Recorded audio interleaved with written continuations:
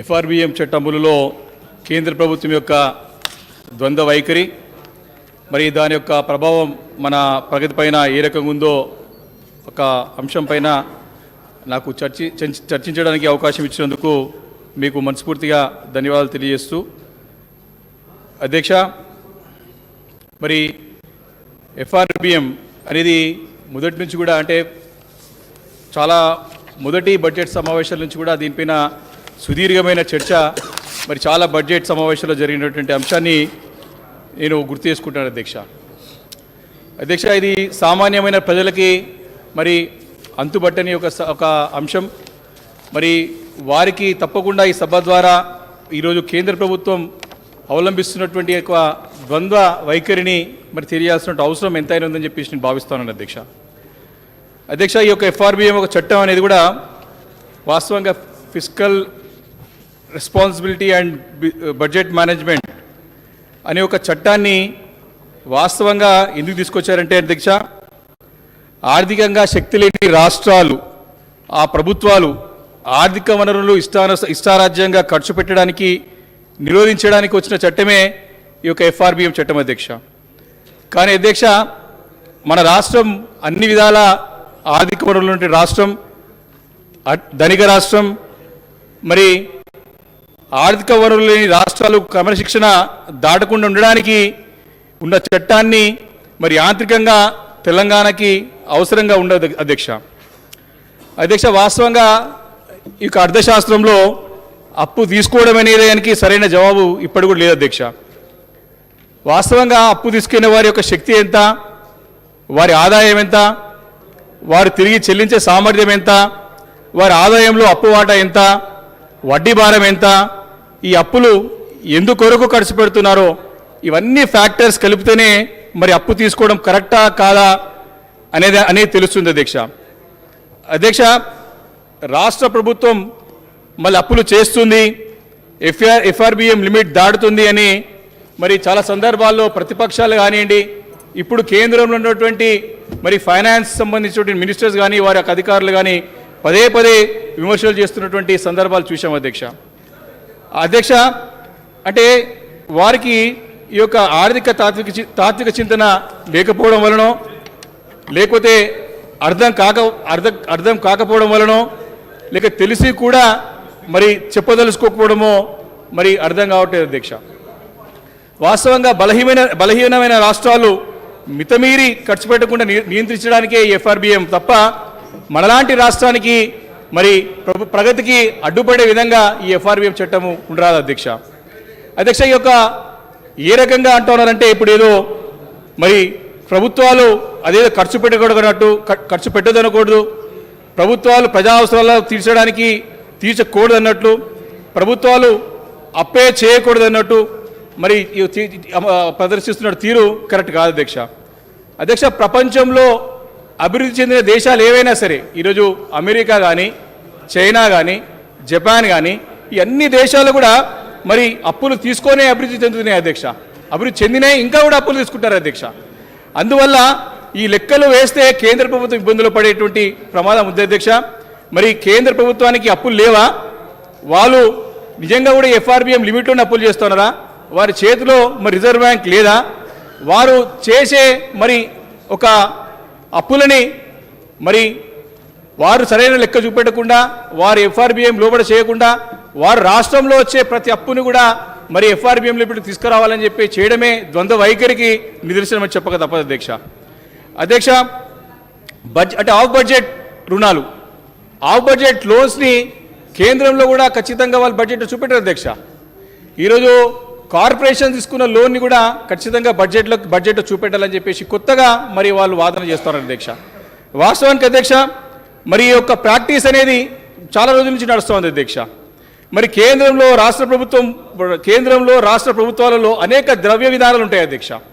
మరి ఎఫ్ఆర్బిఎం చట్టాన్ని కేంద్రం ఏ మేరకు అమలు చేస్తుందో ఒక్కసారి మనం ప్రశ్నించాల్సిన అవసరం ఉంది అధ్యక్ష. ఇవాళ కేంద్రము ఎఫ్ఆర్బిఎం లిమిట్ దాటలేదా అనే ఒక ప్రశ్న అడగాల్సిన అవసరం ఉంది అధ్యక్ష. వాస్తవానికి రాష్ట్రాల ఆర్థిక పరిస్థితులు కేంద్రం కన్నా చాలా బాగున్నాయి అధ్యక్ష. మరి ఎఫ్ఆర్బిఎం అనేది అదేదో దాటకూడదు అనేది కాదు. ఒక సెల్ఫ్ డిసిప్లిన్ కొరకు చట్టసభ తనకు తాను ఏర్పరచుకున్న చట్టం ఇది అధ్యక్ష. ఇదేమి ఆకాశం నుంచి ఊడిపడ్డదో ఇదో బ్రహ్మ పదార్థం కాదు అధ్యక్ష. మరి బాధ్యతతో బడ్జెట్ నిర్వహించుకోవడానికి ప్రభుత్వాలకు చట్టసభలు తమకు తాము నిర్మించుకున్న స్వీయ నియంత్రణ అధ్యక్ష. మరి స్వీయ నియంత్రణను యాంత్రిక దృక్పథంతో చూడాలి తప్ప తాత్విక చింతనగా చూడాల్సిన అవసరం లేదని నేను అభిప్రాయపడుతున్నాను అధ్యక్ష. మరి ఇంత చక్కగా ఎఫ్ఆర్బిఎం అనే దాన్ని మరికి అమలు చేస్తూ వచ్చినప్పుడు ఈ మధ్యకాలంలో మరి 15th ఫైనాన్స్ కమిషన్ కూడా కొన్ని సూచనలు మరి చేసి ఏ రకంగా ముందుకు పోతే రాష్ట్రాలు ఇంకా ప్రగతి సాధిస్తాయని చెప్పి వారు కొన్ని రికమెండేషన్ చేశాయి అధ్యక్ష. ఆ రికమెండేషన్స్తో పాటు కొన్ని బకాయిలు కూడా చెల్లించాల్సిందిగా మరి సూచనలు చేశాయి అధ్యక్ష. ఇవేవి కూడా బేఖాతరు చేయకుండా బేఖాతరు చేస్తూ మరి 75 సంవత్సరాల స్వతంత్ర భారత చరిత్రలో ఏ కేంద్ర ప్రభుత్వమైనా సరే మరి ఫైనాన్స్ కమిషన్ చెప్పిన సూచన సలహాలు పాటించుకుంటూ మరి యొక్క ఫెడరల్ స్ఫూర్తికి మరి అనుగుణంగా పనిచేస్తూ వచ్చాయి. కానీ ఈరోజు కేంద్రంలో ఉన్నటువంటి నరేంద్ర మోడీ ప్రభుత్వం రాజ్యాంగ స్ఫూర్తికి విరుద్ధంగా ఫెడరల్ స్ఫూర్తికి విరుద్ధంగా ఫైనాన్స్ కమిషన్ యొక్క రికమెండేషన్స్ కూడా బేఖాతరు చేస్తూ వస్తున్న సంగతిని గుర్తు చేస్తా ఉన్నాను అధ్యక్ష. ఈరోజు అదేవిధంగా మనకి నీతి ఆయోగ్ చేస్తున్నటువంటి సూచనలు కూడా మరి దాన్ని బేఖాతరు చేస్తుంది అధ్యక్ష. మనకి రావాల్సినటువంటి వేల కోట్ల రూపాయలు చెల్లించకుండా మొండి వైఖరిగా వ్యవహారం చేస్తుంది అధ్యక్ష. మొన్న వచ్చినటువంటి కరోనాతోని పడ్డ ఇబ్బందులను దృష్టిలో పెట్టుకొని మరి యొక్క పర్సెంటేజ్ ఆఫ్ ఎఫ్ఆర్బిఎం పర్సెంటేజ్ అయితే ఉందో జిఎస్డిపి పైన 3.5% ఉందో దానికి 4% చేయాలని చేసే సూచనని మరి అమలు చేయకుండా ఒక సపరేట్ కమిటీని వేసి కమిటీ రికమెండేషన్ తీసుకోమంటే దాంట్లో ఉన్నటువంటి కేంద్ర ప్రభుత్వానికి అనుకూలమైనటువంటి రికమెండేషన్స్ తీసుకొని వాళ్ళకి అనుకూలం లేని అన్ని అంశాలను వదిలిపెట్టి మరి ఇబ్బంది పెడుతున్న సంగతి గుర్తు చేస్తున్న అధ్యక్ష. మరి ఆ 0.5% అంటే 3.5 నుంచి 4% చేయాలన్నప్పుడు మరి కొత్త మెలుకులు మరి నిన్ననే గౌరవ ముఖ్యమంత్రి గారు సభలో చెప్పారు అధ్యక్ష. ఏ రకంగా సంవత్సరానికి 5,000 కోట్ల రూపాయలు మనం కోల్పోతా ఉన్నాం, 5 సంవత్సరాల్లో 25,000 కోట్ల రూపాయలు కోల్పోతా ఉన్నాం. వారు ఖచ్చితంగా ఈ యొక్క వ్యవసాయ రంగంలో ఉన్నటువంటి మోటార్లకు మీటర్లు పెట్టాలన్నప్పుడు నేను పెట్టబోనని చెప్పి నా కంఠంలో ప్రాణం పెట్టబోనని చెప్పి మాట ఇచ్చిన సంగతి ఈ సభలో చెప్పిన మాటను గుర్తు చేస్తున్నాను అధ్యక్ష. ఈ రకంగా మరి మెలుకలు వేస్తూ మరి కాలాలకు కట్టబెట్టే విధంగా అభివృద్ధిని ఆపే విధంగా ప్రగతికి అడ్డంకులు వేసే విధంగా ఈరోజు కేంద్ర ప్రభుత్వం మరి వైఖరిని ఈరోజు ప్రజలందరూ కూడా గమనించాల్సిన అవసరం ఉందని చెప్పేసి నేను మీ ద్వారా తెలియజేస్తున్నాను అధ్యక్ష. అంతేకాదు అధ్యక్ష, 14th ఫైనాన్స్ కమిషన్ కూడా రికమెండ్ చేసినటువంటి డబ్బులు కూడా ఈరోజు కూడా చెల్లించలేదు అధ్యక్ష. కరోనా సమయంలో కూడా మనకు న్యాయంగా రావాల్సినటువంటి జిఎస్టీ నిధులు చెల్లించమంటే కేంద్ర ఫైనాన్స్ మినిస్టర్ గారు నిన్నగాక మొన్న వచ్చి మోడీ ఫోటోలు తేలాడుకు తిరిగింది అధ్యక్ష. అంటే వారికి కేంద్రంలో ఉన్న ప్రభుత్వం రోజులో దిగజారిపోతా ఉంది, వారి ప్రధానమంత్రి ఒక ఇమేజ్ పడిపోతుందని భావించి ఊర్లోకి పోయి మంత్రికి తన హోదాని మర్చిపోయి దిగజారి మరి ఫోటోలు పెట్టమన్నారు అధ్యక్ష. ఆ రోజు ఇదే కేంద్ర మంత్రి మరి మాకు న్యాయంగా రావాల్సిన జిఎస్టీ బకాయిలు చెల్లించమంటే మరి ఈరోజు మేము చెల్లించలేము, అది గాడ్ ఆఫ్ యాక్ట్, మరి దేవుడు చేస్తే పని మేమేం చేయాలని చెప్పారు అధ్యక్ష. అంటే ఇన్ని విధాల మనకు డబ్బులు చెల్లించకుండా మనకు న్యాయంగా రావాల్సినటువంటి డబ్బులు ఇవ్వకుండా మరి అదేవిధంగా మనల్ని కూడా మనంతలో మన కాళ్ళపైన మనం నిలబడి మనకు రాష్ట్రాన్ని అభివృద్ధి చేసుకుంటామంటే దానికి అడ్డంకులు సృష్టించుకుంటా మరి ఈరోజు కేంద్ర ప్రభుత్వం అవలంబిస్తున్న తీరుని ఈ సభ ద్వారా మరి ప్రజలు కూడా గమనించాల్సిన అవసరం ఉందని చెప్పేసి నేను తెలియజేస్తున్నాను అధ్యక్ష. అంతేకాదు అధ్యక్ష, వారు గొప్పలు చెప్పుకుంటా ఉన్నారు. సెంట్రల్ ట్యాక్సెస్లో స్టేట్ షేర్ని 32% నుంచి 42% పెంచామని చెప్పి గొప్పలు చెప్పుకుంటారు అధ్యక్ష. కానీ ఈ రోజు వరకు కూడా 29% కూడా దాటలేదు అధ్యక్ష. ఈ రకంగా కూడా నష్టపోతున్నాయి అధ్యక్ష రాష్ట్రాలు. అంతేకాకుండా అధ్యక్ష, మరి ట్యాక్స్ డైరెక్ట్ వేస్తే మరి స్టేట్ పూల్ మనకు స్టేట్ షేర్ కూడా వస్తుంది కాబట్టి అవి వేయకుండా అనేక పెట్రోల్ లాంటి యొక్క అనేక సరుకులపైన సెస్ డైరెక్ట్ వేసి కేంద్రానికి రావాల్సిన వాటాను కూడా మరి రాకుండా చేస్తున్న సంగతిని నేను గుర్తు చేస్తున్నాను అధ్యక్ష. ఈ రకంగా మరి రాష్ట్రానికి రావాల్సినటువంటి అనేక బకాయిలు ఉన్నాయి అధ్యక్ష.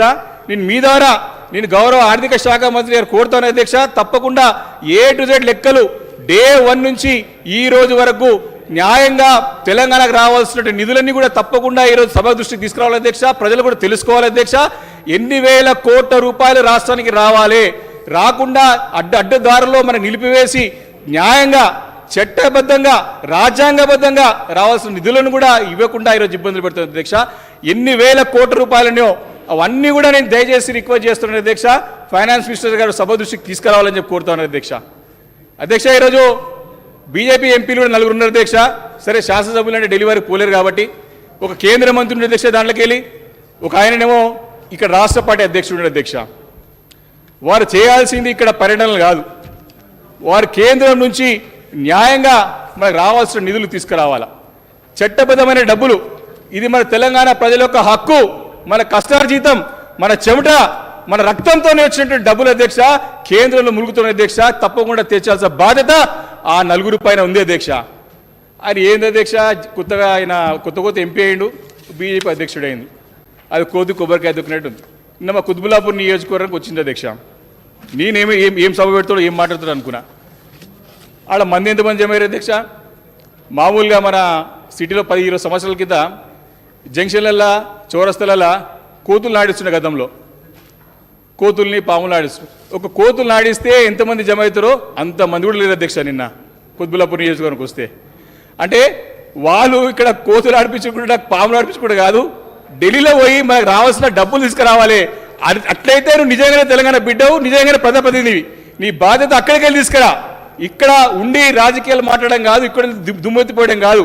ప్రజలు నిన్ను పార్లమెంట్కి పంపించింది మనకు రావాల్సిన న్యాయమైన వాటా తీసుకురావాల్సింది పంపించారు తప్ప ఇక్కడ కూర్చొని తెలంగాణ ప్రజలకు అన్యాయం జరుగుతుంటే చూస్తూ కూర్చొని రాజకీయాలు చేస్తాం కాదని చెప్పి కూడా ఈ సభాముఖంగా ఈ సభ ద్వారా వారికి తెలియజేస్తున్నారు అధ్యక్ష. అధ్యక్ష అసలు అప్పులు చేయాల్సిన అవసరం కూడా ఎందుకు ఉంది అధ్యక్ష మనకు అసలు? అధ్యక్ష అసలు మన రాష్ట్ర ఆదాయంలో రూపాయికి 54 పైసలు మన తెలంగాణ రాష్ట్రానికి వస్తే 45 పైసలు కేంద్రం తీసుకుపోతుంది అధ్యక్ష. అంటే ఆల్మోస్ట్ ఆల్ 50%, 50% కేంద్రానికి పోతా ఉన్నాయి. ఆ నిధులే మనకుంటే మన పైసలే మనకు మస్తు అయితే మన రాష్ట్రం ముందుకు పోతుంది, మన ప్రగతి సాధిస్తాం. FRBM చట్ట పర్సెంటేజ్ ఎందుకు దాటుతాం, మనకు మస్తు సరిపోతాయి. కానీ అట్లా కాదు, మనతో పాటు ఇతర రాష్ట్రాలు కూడా బాగుపడాలా. ఎస్, మనము దేశం ప్రగతి బాటలో నడిపిస్తున్నటువంటి రాష్ట్రాల్లో ముందంజలో ఉన్నాం. మన రాష్ట్రం కూడా ముందున్న రాష్ట్రాల్లో ఒకటిగా ఉన్నది అధ్యక్ష. దాన్ని గర్వపడుతున్నాం భారతీయులుగా. కానీ ఈరోజు చేస్తున్న పని ఏంది అధ్యక్ష? ఈరోజు కేంద్రం చేస్తున్న పని ఏంది? ఈరోజు ఉత్తరప్రదేశ్ లాంటి రాష్ట్రానికి మనం భారం మోస్తూ ఉన్నాం. ఈరోజు మనం భారతదేశంలో 2.5% జనాభా, కానీ మనం 5% contributing to the GDP of their country. దానికి గర్వపడుతున్నాం. మనం ఈరోజు 1 కాదు 2 కాదు అధ్యక్ష. ఈరోజు అన్ని విషయాల్లో గడిచిన 8 సంవత్సరాలలో గౌరవ ముఖ్యమంత్రి కేసీఆర్ గారి నాయకత్వంలో పర్ క్యాపిటల్ ఇన్కమ్ హైయెస్ట్కి పోయినాం, మనం టాప్ మోస్ట్ పోయినాం. ఈరోజు పర్ క్యాపిటల్ ఎలక్ట్రిసిటీ కన్సంప్షన్ టాప్లో ఉన్నాం. ఈరోజు అగ్రికల్చర్ సెక్టార్లో 2014-15లో 28 లక్షల మెట్రిక్ టన్నుల ఉన్నటువంటి వ్యవసాయ ఉత్పత్తులు ఈరోజు 2,59,00,000 మెట్రిక్ టన్నులకు చేరిన సంగతిని గుర్తు చేస్తున్నారు అధ్యక్ష. ఈరోజు మిషన్ భగీరథ ద్వారా, మిషన్ కాకతీయ ద్వారా ఎన్నో దేశానికి ఆదర్శవంతమైనటువంటి ఒక స్కీమ్లో తీసుకొచ్చినాం అధ్యక్ష. పార్లమెంట్లో కూడా ప్రకటించిన స్వయాన ఈ యొక్క ఫ్లోరైడ్ పీడిత ప్రాంతాలు గతంలో తెలంగాణ రాష్ట్రంలో 967 ఉంటే ఈరోజు 0కి చేరింది. అంటే మన ప్రగతి, మన యొక్క అభివృద్ధి ఏ రకమైనటువంటి ఫలితాలు ఇస్తుందో ఇది ఒక నిదర్శనం చెప్పక తప్పదు అధ్యక్ష. అధ్యక్ష అంతేకాదు అధ్యక్ష, ఈరోజు అప్పులు చేస్తున్నారు అంటే అధ్యక్ష, అప్పులు చేసి మనం అభివృద్ధికి కేటాయిస్తే అది ఇన్వెస్ట్మెంట్ అయితే తప్ప అది అప్పు కాదు అధ్యక్ష. చెల్లించే కెపాసిటీ ఎస్, కట్టేది రాష్ట్రం కడుతుంది, కేంద్రానికి ఏం సంబంధం అధ్యక్ష? ఈరోజు మనం కట్టి మన పైసలు సంపాదించి మనకు వచ్చేటువంటి ఆదాయంతో దేశాన్ని ముందుకు నడిపిస్తూ ఉంటే ప్రోత్సహించేది పోయి నిరుత్సాహపరిచి అడ్డంకులు సృష్టి అవుతుంది అధ్యక్ష. ఇది మంచి పద్ధతి కాదని చెప్పేసి మనం చేస్తున్నాం అధ్యక్ష. అధ్యక్ష అంతేకాదు, ఈరోజు అన్ని రంగాల్లో మనం ప్రగతి సాధిస్తూ ఉన్నాం. ఈరోజు వ్యవసాయ రంగం, పరిశ్రమల రంగంలోనైతే అధ్యక్ష TSIPS ద్వారా వేల పరిశ్రమలతో పాటు లక్షల కోట్ల రూపాయల పెట్టుబడులు రాష్ట్రానికి వస్తున్నాయి అధ్యక్ష. ఐటీ మరియు సేవా రంగంలో అధ్యక్ష ఎక్స్పోర్ట్స్ అనేది 4 ఇంతలు పెరిగిపోయింది అధ్యక్ష గడిచిన 6 సంవత్సరాలలో. అధ్యక్ష రియల్ ఎస్టేట్ సంగతి అయితే మీకు అందరికీ తెలుసు, మీకు తెలుసు, రాష్ట్ర ప్రజలందరికీ తెలుసు. హైయెస్ట్ కమర్షియల్ కన్సంప్షన్ స్పేస్ అధ్యక్ష ఈరోజు హైదరాబాద్ నగరంలో. ఈరోజు అన్ని రకాలుగా మనం దూసుకుపోతూ ఉంటే దేశవ్యాప్తంగా ఉన్నటువంటి కొన్ని రాష్ట్రాలు, బీహార్ కానీ, ఒరిస్సా కానీ, యూపీ కానీ, మధ్యప్రదేశ్ కానీ, ఈ రాష్ట్రాల నుంచి అనేక మంది కూలీలు వచ్చి ఇక్కడ చేతి పని చేసుకొని ఇక్కడ సుఖపడతారు అధ్యక్ష. అనేక మంది ఉద్యోగస్తులు వచ్చి ఇక్కడ ఉద్యోగం చేస్తున్నారు అధ్యక్ష. అనేక మంది వ్యాపారస్తులు వచ్చి ఇక్కడ వ్యాపారాలు చేసుకుంటారు అధ్యక్ష. అనేక మంది పెట్టుబడిదారులు వచ్చి ఇక్కడ పెట్టుబడులు పెట్టి లాభం పొందుతున్నారు అధ్యక్ష. అధ్యక్ష, ఇంత చక్కగా మరి ప్రగతి సాధించి దూసుకుపోయిన రాష్ట్రంలో మరి చూసి కళ్ళు అంటే వాళ్ళు ఓర్చుకోలేక దీన్ని ఏ రకంగా అడ్డంకులు సృష్టించాలని చెప్పి రాజకీయంగా ఇబ్బంది పెట్టాలని చెప్పేసి ఈ రకమైనటువంటి మరి ఆర్థిక కాంక్షలు ఆర్థికంగా లిమిటేషన్స్ పెట్టుకుంటూ కన్స్ట్రెంట్స్ పెట్టుకుంటూ ఇబ్బంది పెడుతున్న సంగతి నేను ఈ సందర్భంగా గుర్తు చేస్తున్నాను అధ్యక్ష. కేంద్రం యొక్క అసమర్థ నిర్ణయాల వల్ల, అనాలోచిత నిర్ణయాల వల్ల, అవివేక నిర్ణయాల వల్ల, అనుభవరహితమైన నిర్ణయాల వల్ల వాళ్ళు ఆలోచన చేస్తున్నారంటే మళ్ళీ తెలంగాణ ప్రజలు కూడా కూలీలుగా మారి వేరే ప్రాంతాలకు పోయి బతకాలనుకుంటారు తప్ప మన దేశానికి కూడా అన్నం పెట్టే రాష్ట్రంలో కూడా ఉన్నాం, మనకు సున్నం పెట్టేటువంటి ఒక ఆలోచనతోనే ఈరోజు కేంద్ర ప్రభుత్వం అని ఉన్నదని చెప్పక తప్పదు అధ్యక్ష. అంతేకాదు అధ్యక్ష, వారు కొన్ని నిర్ణయాలు కేంద్ర ప్రభుత్వాన్ని వాళ్ళొక ఫ్రీ ట్రేడింగ్ అగ్రిమెంట్ అనేది ఒకటి కుదుర్చుకుంది అధ్యక్ష రీసెంట్గా ఈ మధ్యకాలంలో. అంటే ఇది కార్పొరేట్లకి భారతీయ రాయితీలు ఇచ్చే విధంగా తీసుకున్నటువంటి నిర్ణయం అధ్యక్ష.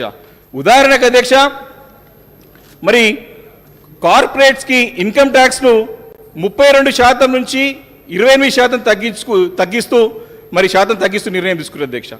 దీనివల్ల మరి 1,84,000 కోట్ల ఆదాయాన్ని ఒక్క ఏడాదిలో కోల్పోయింది కేంద్రం అని కేంద్రంలో పార్లమెంటరీ పార్టీ కమిటీ మరి నివేదించిన సంగతిని గుర్తు చేస్తున్నారు అధ్యక్ష. దాంట్లో ఎక్కువ శాతం బీజేపీ పార్లమెంట్ సభ్యులు ఉన్నారు అధ్యక్ష. అంటే 1,84,000 కోట్ల రూపాయల్లో మన రాష్ట్రం వాటా కూడా మనం కోల్పోయినాం అధ్యక్ష. ఈ రకమైన నిర్ణయాలతో అంటే అసమర్థమైనటువంటి పరిపాలనకి ఆలోచన లేదు, వారికి దీనిపైన దూరదృష్టి లేదు, లోతైన అధ్యాయం లేదు. కాబట్టి ఇలాంటి నిర్ణయాల వల్ల ఈరోజు రాష్ట్రం ఆ విధంగా కూడా నష్టపోవాల్సినటువంటి మరి ఒక సందర్భం వచ్చిందని చెప్పి మనం చేస్తున్నాం అధ్యక్ష. అంతేకాదు అధ్యక్ష, మరి ఈరోజు సెస్ల గురించి ఇంతకుముందు మాట్లాడుకున్నాం. ఈ యొక్క సెస్లు మరి కేంద్రము రాష్ట్రాలతో పంచుకోవాల్సిన పన్నులు పెంచకుండా మరి సెస్సును మరి పెంచుతుంది అధ్యక్ష. ఈ సెస్సులు విధించడంతో రాష్ట్రాలకు రాజ్యాంగబద్ధంగా రావాల్సిన వాటాలను ఇవ్వడం లేదు, రాజ్యాంగ ఉల్లంఘనకు పాల్పడుతుందని చెప్పక తప్పదు అధ్యక్ష. అసలు నిజంగానే వాళ్ళు అన్ని మన ఆదాయం మనకు వచ్చి మనకు న్యాయంగా రావాల్సిన స్టేట్ షేర్ వస్తే మనకి అన్ని బకాయిలు చెల్లిస్తే మనకు ఎందుకు అవసరం పడుతుంది చెల్లి డబ్బులు? అసలు మనమే కొన్ని రాష్ట్రాలకి మన నిధులు మన ఆదాయంతో దేశం ముందుకు నడుస్తుంది అధ్యక్ష. ఇది ఫ్యాక్ట్. ఇప్పుడు నేను అందుకే రిక్వెస్ట్ చేస్తున్నాను, మినిస్టర్ ఎన్ని డబ్బులు రావాలో కేంద్రం నుంచి తెలియజేస్తే ప్రజలకు తెలుస్తుంది అధ్యక్ష. ఈ రకంగా వారు చేస్తూ మరి ముందుకు పోతున్న సంగతి నేను గుర్తు చేస్తున్నా అధ్యక్ష. అసలు వాస్తవంగా ఒక అక్కడ అర్థం కాదు అధ్యక్ష. రోజు రోజుకి ఈ యొక్క బీజేపీ ప్రభుత్వం కేంద్రంలో వచ్చిన తర్వాత ఈరోజు ప్రభుత్వ ఆస్తులు తగ్గిపోతూ ఉన్నాయి, ప్రైవేట్ ఆస్తులు వరకు పెరుగుతూ ఉన్నాయి. అంబానీ అదాని ఎక్కడున్నో తెలియదు. ఈ 4-5 సంవత్సరాలు ఏడికెళ్ళి పుట్టుకొచ్చిండు. మా టాటా బిర్లాని జమానాలు ఇంటుంటే మా అధ్యక్ష. పాపం టాటా అట్లే ఉన్నాడు, బిర్లా అట్లే ఉన్నాడు, నడుస్తున్నది. ఈ అదాని వచ్చి దేశంలో ఒక 5 నిమిషాలు దేశంలో 3వ స్థానంలో పోయింది అధ్యక్ష. అసలు ప్రపంచంలో కుబేరుల్లో 3rd ప్లేస్లో అదాని ఉన్నాడు, టాప్ 10లో అంబానీ ఉన్నాడు. అంటే వారి ఆస్తులు పెరుగుతూ ఉన్నాయి, ప్రజల ఆస్తులు జరుగుతూ ఉన్నాయి. ఈరోజు చూసినట్టయితే ఒక్కసారి మరి అదాని గురించి ఒక్కసారి మనం సభ దృష్టికి తీసుకురావాలి అధ్యక్ష. మరి గౌతమ్ అదానిది 2021-2027 కాలంలో 2,23,000 కోట్ల అప్పు అయ్యింది అధ్యక్ష. అదే తెలంగాణ అప్పులతో చూస్తే ఎంత భాగం అధ్యక్ష? మనం చాలా తక్కువ. ఇటీవలే క్రెడిట్ సైన్స్ అనే సంస్థ ఇచ్చిన నివేదికలో అదాని కంపెనీ పెట్టుబడితో పోలిస్తే విపరీతమైన అప్పు ఉంది. Adani energy company 2021% debt equity రేషియోలో ఇది ఎప్పటికైనా మరి అప్పుల ఊబిలో కూరుకుపోవచ్చని ఫించ్ వారు హెచ్చరించిన సంగతి నేను సభ దృష్టికి తీసుకొస్తున్నా అధ్యక్ష. అప్పుడు బ్యాంకింగ్ వ్యవస్థ కానీ ఆర్థిక వ్యవస్థ కానీ ప్రమాదంలో పడుతుంది అధ్యక్ష. మరి అదాని అప్పులపై ఆర్బీఐ ఎందుకు మాట్లాడేది? మోడీ ప్రభుత్వం ఎందుకు మాట్లాడేది? ప్రజలతో ఎన్నుకోబడి రాష్ట్ర ప్రభుత్వం ఆర్థిక శక్తికి లోబడి అప్పు చేస్తే మరి ఎందుకు గోల చేస్తారు అధ్యక్ష? వీళ్ళు కేంద్రంలో ఒక బడా పారిశ్రామికవేత్త అడ్డగోలుగా అప్పులు చేస్తుంటే అయ్యా ఇది ఎప్పుడైనా కూలిపోవచ్చు అని ప్రఖ్యాత సంస్థలు మరి హెచ్చరిస్తూ ఉంటే దానిపై ఎందుకు మాట్లాడరు? మరి వాళ్ళు విమానాశ్రయాలు, పోర్టులు, బొగ్గు గనులు ఇవన్నీ కూడా కొనుక్కుంటూ పోతా ఉన్నారు. మన ప్రభుత్వ ఆస్తులు తగ్గుతూ ఉన్నాయి. ఇది కనబడతలేదు అధ్యక్ష కేంద్ర ప్రభుత్వానికి? ఫైనాన్స్ మినిస్ట్రీ కనబడతలేదా? మరి అదానీ ఎకనామిక్స్ మీకు ఆదర్శం అవుతుంది, మరి తెలంగాణ మీకు ఎందుకు మీకు శత్రు అవుతుంది అధ్యక్ష? మరి అదానీ అర్థశాస్త్రాన్ని మీరు తెలంగాణపై రుద్దే ప్రయత్నం చేయకండి. తెలంగాణ అదానీ కన్నా అప్పులు ఏమీ ఎక్కువ చేయలేదు. అదానీ ఒక ప్రైవేట్ వ్యక్తి, కానీ తెలంగాణ ప్రభుత్వం బాధ్యతాయుతంగా ప్రజలు ఎన్నుకున్న ప్రభుత్వం. అదానీ అప్పులు చేసేది ఆయన స్వలాభం కోసం, కానీ తెలంగాణ అప్పులు చేసేది ప్రజల కోసం, ప్రజల యొక్క జీవన ప్రమాణాన్ని పెంచడానికి, మరి పెట్టుబడులు పెట్టడానికే ఈ యొక్క అప్పులు చేస్తుంది అధ్యక్ష. కాబట్టి అధ్యక్ష, మరి బడా పరిశ్రమ ఇష్టానుసారంగా అప్పులు చేస్తే వారికి అభ్యంతరం లేదు, కానీ మరి తెలంగాణ ప్రజల బావుల కోసం, తెలంగాణ అభివృద్ధి కోసం చేస్తూ ఉంటే మాత్రం అడ్డంకులు సృష్టింది మంచి పద్ధతి కాదని చెప్పి సభ ద్వారా తెలియజేస్తుంది అధ్యక్ష. చివరిగా అధ్యక్ష, మరి నరేంద్ర మోడీ గారి ప్రభుత్వం మొన్న ఈ మధ్య ఆగస్టు 15 రోజు మాట్లాడుతూ కొన్ని స్టేట్మెంట్ చేశారు అధ్యక్ష. వారు ఏమంటారంటే బ్రిటిష్ అంటే వారు మన ఏ రకంగా రాజ్యాంగాన్ని ఉల్లంఘిస్తూ మనకి ఏ రకంగా ఇబ్బందులు పెడుతూ సంగతి గుర్తు చేయాలి, ఖచ్చితంగా చెప్పాలి అధ్యక్ష. మరి వారు ఏమంటే బ్రిటిష్ వారు వాడిన పేర్లను, గుర్తులను వదిలించుకోవాల్సిన అవసరం ఉందని చెప్పి అన్నారు అధ్యక్ష. దాన్ని దృష్టిలో పెట్టుకునే ఇండియా గేట్ వద్ద నేతాజీ సుభాష్ చంద్రబోస్ విగ్రహం నుంచి రాష్ట్రపతి భవన్ వరకు ఉన్నటువంటి రోడ్డుని రాజ్పథ్గా ఉండే అధ్యక్ష.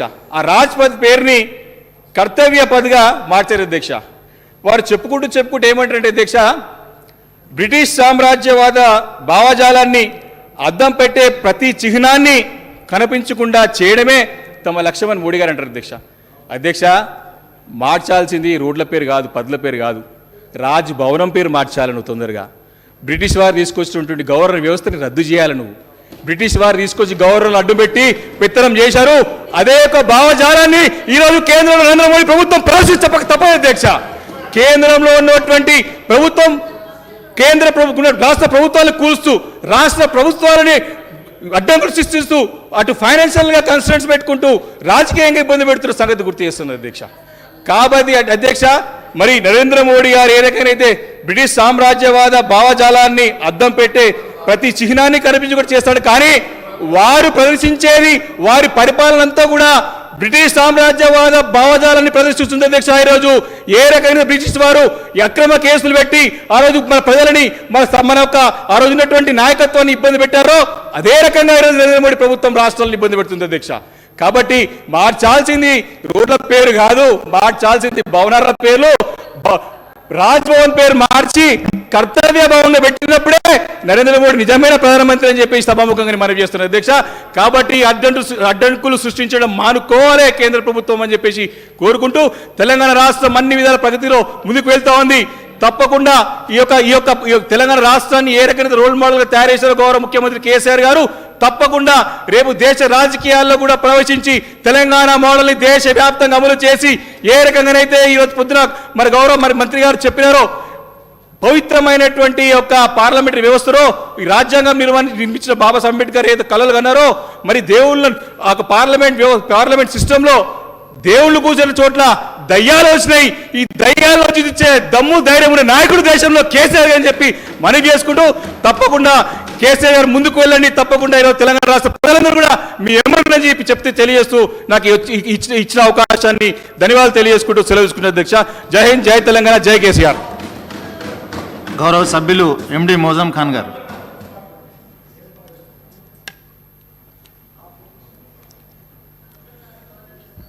जनाब panel speaker sir, short discussion on FRBM. The FRBM Act 2003 is equally applicable to the central government as well as the state government. However, the central government has been regularly far exceeding the fiscal deficit target year after year. During the financial year 20 and 21, the fiscal deficit of the central government was 9.5% of the GDP, where the target under FRBM Act was reduced into 3% by the end of March 21. Speaker sir, panel speaker sir, however, the central government under the Prime Minister Mr. Narendra Modi has been targeting Telangana state by the restriction, the borrowing of the state of the clubbing the loans by the corporation, government undertaking through government guarantees. In the financial year 2021 and 22, the fiscal deficit of the central government was 6.7% and the target for the current financial year is 6.4%.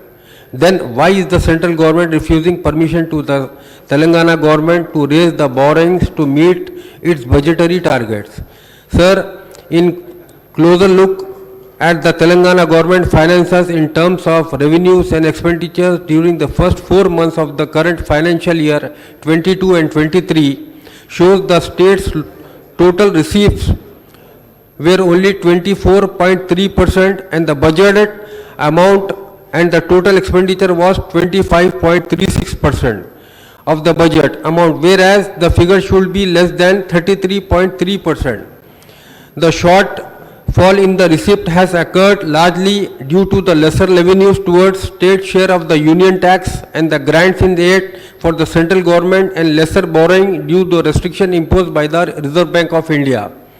Sir, due the restriction imposed by the central government, Telangana state is facing a severe financial crisis which is impacting the welfare schemes on the one hand and the development works on the other.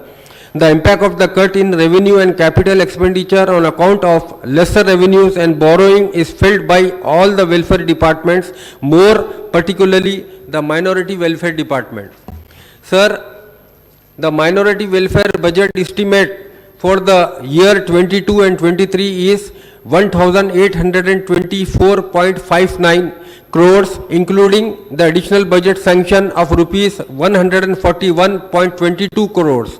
But the major share of the 44% of the allocations amounting to rupees 802.07 crores goes to TIMRIS, and remaining 56% of the rupees 1026.63 crores are allocated to the welfare scheme of the staff salaries.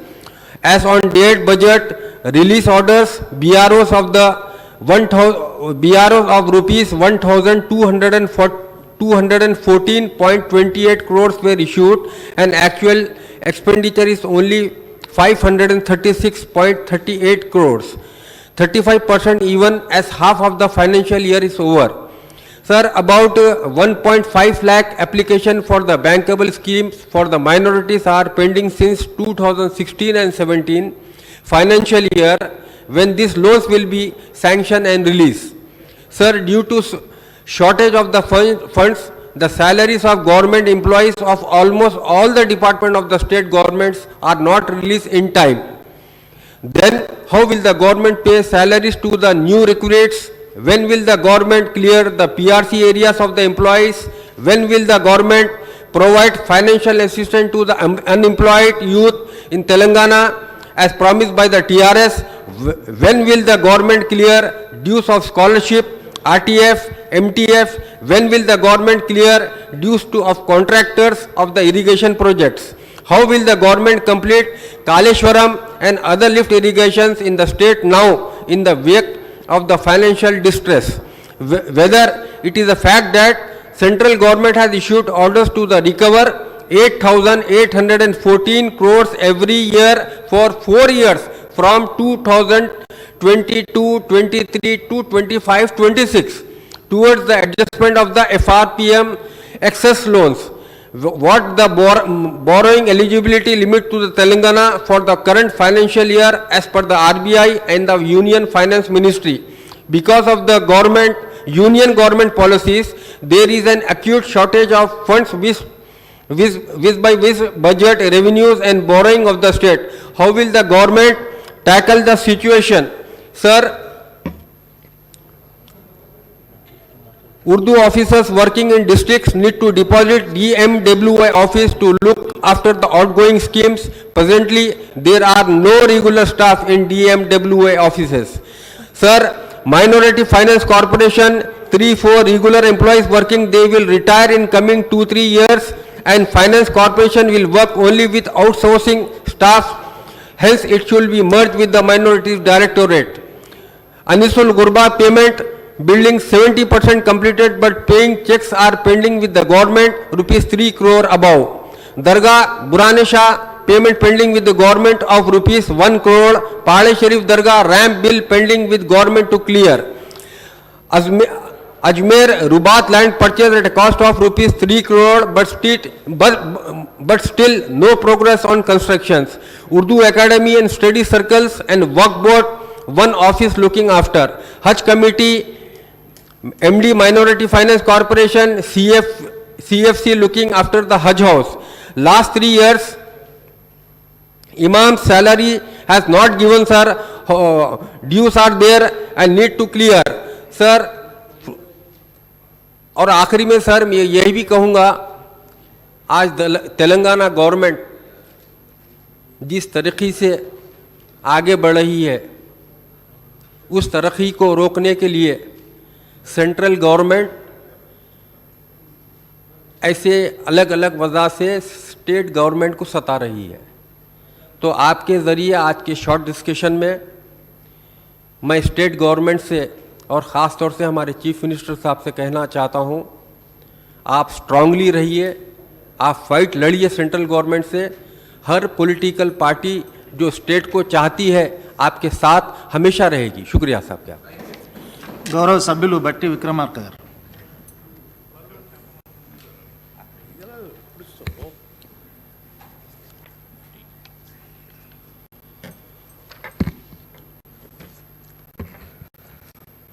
అధ్యక్ష, FRBM చట్టం దానికి సంబంధించినటువంటి అంశాలపై చాలా సంవత్సరాలుగా ఈ చట్టసభలో చర్చ జరుగుతూనే ఉంది. దానికి సంబంధించి ఈరోజు షార్ట్ డిస్కషన్ తీసుకొని మాట్లాడటానికి అవకాశం ఇచ్చినందుకు మీకు ప్రత్యేకంగా ధన్యవాదాలు తెలియజేస్తూ, ఈ ఎఫ్ఆర్బిఎం చట్టం భారత పార్లమెంట్ ద్వారా తీసుకొచ్చినటువంటి చట్టం అధ్యక్ష. సరే, ఇది 2003లో దేశంలో ఉన్నటువంటి ఆర్థిక క్రమశిక్షణతో బ్యాలెన్స్డ్ బడ్జెట్ తీసుకొని రావాలని చెప్పి ప్రవేశపెట్టినప్పటికీ 2003 దాకా ఇది యాక్ట్గా కాలేదు అధ్యక్ష. 2003లో యాక్ట్గా మారిన తర్వాత దీని ఉద్దేశం అంతా ఒకటే, రాష్ట్రాలు ఇబ్బడి ముబ్బడిగా అప్పులు తీసుకొని ఆర్థిక క్రమశిక్షణ లేకుండా అప్పులు భారం వేసి డెట్ ట్రాప్లోకి రాష్ట్రం పడిపోకుండా ఉండటం కోసం ఈ చట్టాన్ని తీసుకొని వచ్చారు అధ్యక్ష. Physical responsibility and budget management act 2003. బేసిక్గా ఇది ఫైనాన్షియల్ డిసిప్లిన్ కోసం తీసుకొచ్చిన చట్టమే అధ్యక్ష. సో సహజంగా రాష్ట్రాల మీద ఇంట్రెస్ట్ ఉన్నటువంటి వాళ్ళందరికీ కూడా, పాలకులకి ముఖ్యంగా, రాష్ట్రం బాగుండాలి, భవిష్యత్తు కూడా బాగుండాలి. భవిష్యత్తులో కూడా భారం లేకుండా రాష్ట్ర అభివృద్ధి జరుగుతూ ఉండాలి. ఇది పాలకులకు ఉండాల్సినటువంటి ఆలోచన. దీంట్లో మేము మొదటి నుంచి చెప్పేది ఏంటంటే, సరే అది తీసుకునే అప్పులు ఫిజికల్ డెఫిసిట్ రాష్ట్ర బడ్జెట్లో 3% దాటకుండా ఉండాలని ఫిజికల్ డెఫిసిట్. సరే, రాను రాను క్రమేణా ఈ కరోనా ఇబ్బంది వచ్చిన తర్వాత ఆదాయం పడిపోయింది కాబట్టి దాన్ని 4.5% వరకు పెంచుకోవడానికి వెసులుబాటు కలిగిస్తూ కొంత కేంద్ర ప్రభుత్వం మనకు అవకాశాలు ఇచ్చింది. మేము మొదటి నుంచి 2014 నుంచి 2022-23 వరకు పెట్టిన ప్రతి బడ్జెట్లో, బడ్జెట్ సమావేశాల్లో నేను మాట్లాడుకుంటూ వస్తూ ఉన్నాను అధ్యక్ష. ప్రతి సందర్భంలో కూడా మీరు ప్రవేశపెట్టినటువంటి బడ్జెట్లో వాస్తవాలకి దూరంగా ఈ ఫిజికల్ డెఫిసిట్ పెంచుతూ పోతూ ఉన్నారు. ఇది రాష్ట్రం మీద చాలా భారం పడుతుంది. 2023-24 కల్లా వచ్చేవరకల్లా ఈ రాష్ట్రం దాదాపు 5 లక్షల కోట్లకి అప్పుకి వెళ్ళిపోతుంది. ఇది మంచిది కాదని చాలా సందర్భాల్లో నేను ఈ సభలో చెప్పా, బయట కూడా చెప్పాను అధ్యక్ష. ప్రతి సందర్భంలో ఎక్కడున్నాయి అంత అప్పులు? అంత లేవు కదా. అని మమ్మల్ని అంటాం, మేము ఉన్నాయని చెప్పటం, ఇది ఒక తంతులాగా మారింది అధ్యక్ష. సరే, ఈ మధ్య కేంద్ర ప్రభుత్వానికి సంబంధించినటువంటి నాయకత్వం సరే వాళ్ళు అప్పుల అనగంలోనే రాష్ట్ర ప్రభుత్వం నేరుగా తీసుకునే అప్పులు, ఆ అప్పులను మాత్రమే అప్పులుగా చూపిస్తూ ఉన్నారు. ఈ పబ్లిక్ సెక్టర్ అండర్టేకింగ్స్ అంటే ప్రభుత్వ పరంగా కొన్ని కార్పొరేషన్స్ పెట్టి కార్పొరేషన్స్ ద్వారా తీసుకునేటువంటి అప్పుల్ని రాష్ట్ర ప్రభుత్వం గ్యారంటీ ఇస్తూ ఈ తీసుకునే అప్పుల్ని రాష్ట్ర ప్రభుత్వ అప్పులుగా చూపించకుండా అది ఎఫ్ఆర్బిఎం లిమిట్ దాటకుండా ఉన్నాయి కాబట్టి ఇది మేము ఆ విత్ ఇన్ ద లిమిట్లోనే ఉన్నాము, చాలా హెల్తీ బడ్జెట్తో పోతున్నాం అని చెప్పుకుంటూ వచ్చారు. మేము చాలా సందర్భాల్లో చెప్పాను అధ్యక్ష, గతంలో ఈ పబ్లిక్ సెక్టర్ అండర్టేకింగ్స్ పెట్టుకున్నప్పుడు కమర్షియల్ యాక్టివిటీతో ఉన్నటువంటి అండర్టేకింగ్ చాలా ఉండే అధ్యక్ష. బిహెచ్ఎల్ కానీ, బిఈఎల్ కానీ, ఈసీఐఎల్ కానీ, డిఆర్డిఓ కానీ ఇటువంటి పబ్లిక్ సెక్టర్ అండర్టేకింగ్స్ ఉన్నప్పుడు వాళ్ళు కమర్షియల్ యాక్టివిటీతో ఉండి వ్యాపారం చేసుకునేటువంటి వాళ్ళు వ్యాపారం చేసుకోవటానికి ఆ కార్పొరేషన్స్ లోన్ తెచ్చుకుంటే ఈ గవర్నమెంట్స్ గ్యారంటీ ఇస్తే వ్యాపారం చేసి ఆ కార్పొరేషన్లే అప్పు కట్టాయి కాబట్టి రాష్ట్ర ప్రభుత్వం మీద భారం ఉండేది కాదు. దానికోసం గవర్నమెంటు లేకపోతే ఆ పాత రోజుల్లో ఈ కార్పొరేషన్స్కి గ్యారంటీ ఇచ్చే విధానం పెట్టి ఆ కార్పొరేషన్ తీసుకున్న అప్పుల్ని రాష్ట్ర ప్రభుత్వం తీసుకున్న అప్పులుగా పరిగణలో తీసుకోకుండా దాన్ని సపరేట్గానే చూశారు. కానీ మన రాష్ట్రం ఏర్పడిన తర్వాత మనం కూడా చాలా కార్పొరేషన్లు మీరు అప్పు తీసుకురావడం కోసం కొన్ని కార్పొరేషన్లు పెట్టారు. ఉదాహరణకి మిషన్ భగీరథ, ఇంకోటి కాళేశ్వరం సంబంధించినటువంటిది, ఇంకోటి ఇరిగేషన్ తెలంగాణ ఇరిగేషన్ ప్రాజెక్టుని, ఇట్లా కొన్ని కార్పొరేషన్లు పెట్టి ఈ కార్పొరేషన్ల ద్వారా తీసుకున్నటువంటి లోన్లు కమర్షియల్ యాక్టివిటీ ఏం లేదు అధ్యక్ష. దానికి పొలాలకు నీళ్ళు ఇచ్చేటప్పుడు మీరు మీటర్ పెట్టి పొలం నుంచి నీళ్లు తీసుకొని వచ్చి ఆ డబ్బులు కడతారా అంటే సమాధానం రాలే. అప్పుడు మిషన్ భగీరథ నీళ్ళు ఇచ్చేటప్పుడు ఇంటింటికి నీళ్ళు ఇచ్చి మీటర్ పెట్టి బిల్లు కట్టి ఆ తీసుకొచ్చిన అప్పు కడతారా అంటే అప్పుడు కూడా సమాధానం రాలే. ఆవిడ ఎంతసేపటికి ఏం చెప్పారంటే అది దాంట్లో కూడా ఆదాయం వస్తుంది, మేము కడతాంలే అన్నారు తప్ప స్పష్టమైనటువంటి సమాధానం ఇంతవరకు ప్రభుత్వం నుంచి రాలేదు. సో ఇవాళ కేంద్ర ప్రభుత్వం కూడా ఏం చేసిందంటే అసలు ఈ కార్పొరేషన్ల ద్వారా ఇచ్చినటువంటి తెచ్చిన లోన్ని రాష్ట్ర ప్రభుత్వం తీసుకున్న లోన్ని రెండింటినీ కలిపి ఇవాళ రాష్ట్ర ప్రభుత్వం లోన్లుగానే చూడాలి, ఇవి ఎఫ్ఆర్బిఎం లిమిట్ దాటింది 4.5 కూడా దాటిందని చెప్పేసింది. వాళ్ళ గందరగోళం అంతా ఇదే. ఇవాళ అలా దాటింది కాబట్టి మీరు ఆ లిమిట్ దాటుతూ ఉన్నారు కాబట్టి రాష్ట్ర ప్రభుత్వం తీసుకోవడానికి కావాల్సినటువంటి అప్పులు సంబంధించి గవర్నమెంట్ ఆఫ్ ఇండియా ఇన్స్టిట్యూషన్స్ కానీ బ్యాంకింగ్ రంగం కానీ మేము కట్టడి చేస్తాం, వాళ్ళు అప్పులు ఇవ్వడానికి లేదని చెప్పింది అధ్యక్ష. ఇది మేము గత 5-6 సంవత్సరాల నుంచి చెప్పుకుంటూ వస్తా ఉన్నాం, ఇది మంచిది కాదని. ఇవాళ కేంద్ర ప్రభుత్వం కూడా అదే చెప్పి వీళ్ళని కట్టడి చేసేవరకు ఇవాళ మేము ఇరిగేషన్ ప్రాజెక్టుల కోసం మేము కొన్ని అప్పులు చేశాం, లేకపోతే మిషన్ భగీరథ కోసం చేశాం, లేకపోతే ఇంకొక పవర్ సెక్టార్ కోసం, సరే పవర్ సెక్టార్ని ఇందులో కల్పన నేను చేశాం.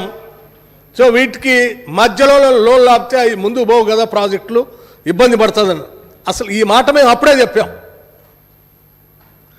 డెఫినెట్గా ఇబ్బంది పడతారు మీరు అని. అందుకోసం మొదటి నుంచి మేము చెప్పుకుంటూ వస్తూ ఉంటే దాన్ని బేఖాతరు చేస్తూ వచ్చినటువంటి ప్రభుత్వం ఈరోజు ఇబ్బంది పడతా ఉంది. ఇవాళ మనం చూస్తూ ఉంటే అధ్యక్ష, ఇవాళ ఈ సంవత్సరానికి 2022-23 బడ్జెట్ ఎస్టిమేషన్ తీసుకుంటే మనకున్నటువంటి పబ్లిక్ డెట్ అవుట్స్టాండింగ్ ఆ బుక్లో మనకు చూపించింది 3,29,988 కోట్లు. సబ్జెక్టు కరెక్షన్స్ ఏమైనా ఉంటే ఫైనాన్స్ మినిస్టర్ గారు చెప్పొచ్చు. నా దగ్గర ఉన్నటువంటి ఈ బుక్ సమాచారం ప్రకారం నేను చెప్తా ఉన్నాను. అట్లాగే అధ్యక్ష, అవుట్స్టాండింగ్ అదేమన్నా గ్యారంటీస్, కార్పొరేషన్స్ పేరు మీద ఇచ్చినటువంటి గ్యారంటీస్ 1,67,308 కోట్లు. ఈ గ్యారంటీస్ 1,67,308 కోట్లు. రాష్ట్ర ప్రభుత్వం నేరుగా తీసుకున్న అప్పులు 3,29,988 కోట్లు. మొత్తం కలిపి 4,97,296 కోట్లకు వచ్చేసింది. అంటే ఇది ఈ రెండు కలిపితే నేను అనుకుంటా డెఫినెట్గా ఎఫ్ఆర్బిఎం యాక్ట్ సంబంధించిన వాళ్ళు పెట్టిన లిమిట్ డెఫినెట్గా రాష్ట్రం దాటింది అధ్యక్ష. దాటితే ప్రమాదం కదా, హెల్తీ బడ్జెట్ కాదు కదా ఇది. దీన్ని మరి ఏ రకంగా మీరు సరి చేస్తారు? రావాల్సినటువంటి అప్పులు రాకపోతే ఆన్గోయింగ్ ప్రాజెక్ట్స్ పరిస్థితి. ఆన్గోయింగ్ ప్రాజెక్ట్స్ ఉదాహరణకి ఇరిగేషన్ ప్రాజెక్ట్స్ సగంలో కట్టి అప్పు వస్తుంది కదా అని మీరు కట్టే సగం దూరం పోయిన తర్వాత ఆగిపోయి అప్పు రాకపోతే దాన్ని పూర్తి చేసేది ఎట్లా? That becomes a burden on the state again. అప్పులు ఇవ్వవు, అది వడ్డీ పెరుగుతూ ఉంటుంది, ఈ ప్రాజెక్ట్ ఏం పూర్తి కాదు. ఈ రెండు భారం అయిపోయి రాష్ట్రానికి చాలా ఇబ్బందికరంగా మారేటువంటి ప్రమాదం ఉంది. అధ్యక్ష, ఈ వెసులుబాటు చేసుకునేటప్పుడు కూడా నేను చాలా సందర్భాల్లో కూడా చెప్పాను, మీరు బ్యాంక్ గ్యారంటీస్ ఇచ్చుకునేదానికి 200% of the revenue receives of the previous year అని పెట్టుకున్నారు. అంటే 1,10,000 కోట్ల అన్న రెవెన్యూ రిసీప్ట్స్ ఉంటే 200% అంటే 2,20,000 వరకు కోట్ల వరకు మనం గ్యారంటీస్ ఇచ్చుకోవచ్చు అనేటువంటి పరిమితి.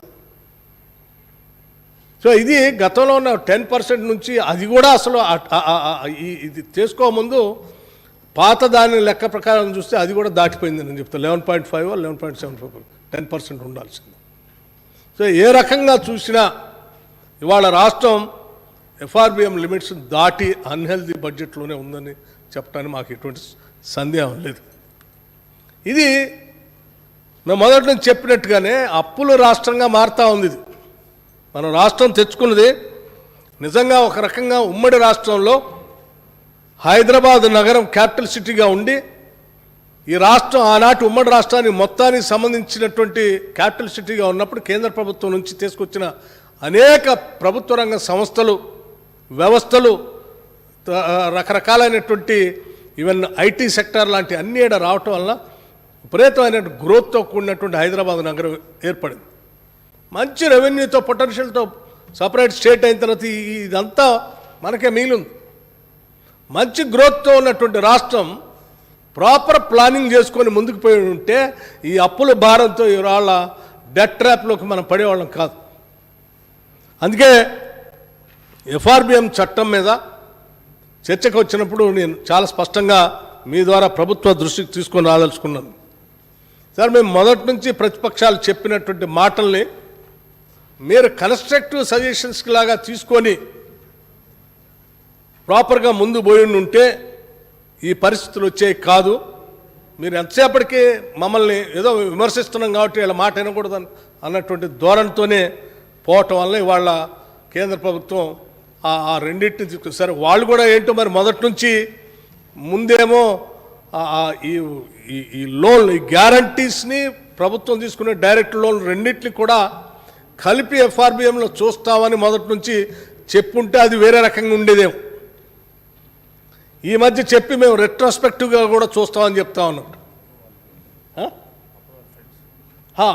సరే, అప్పుడు బాగున్నప్పుడేమో ఒక రకంగా, బాగలేనప్పుడు ఇంకో రకంగా, మరి వాళ్ళ నిర్ణయాలు మారుతున్నప్పుడల్లా మనం ఏం చేయలేం. కానీ ప్రభుత్వం ముఖ్యంగా ఆర్థిక శాఖ మంత్రులు గారు చాలా సార్ వాళ్ళ అప్పులా వాళ్ళ అప్పులు చెప్పండి, వాళ్ళవి కూడా చెప్తాను నేను. 1,00,000 కోట్లు దాటిందంటే వాళ్ళు చేసింది.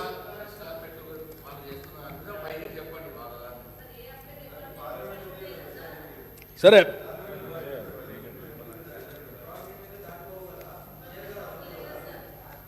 మీరు మైక్ తీసుకొని చెప్పండి సార్, నాకు వినపడలేదు. పర్లేదు, ప్రశాంత్ రెడ్డి గారు చెప్పండి, మైక్ తీసుకొని చెప్పేది.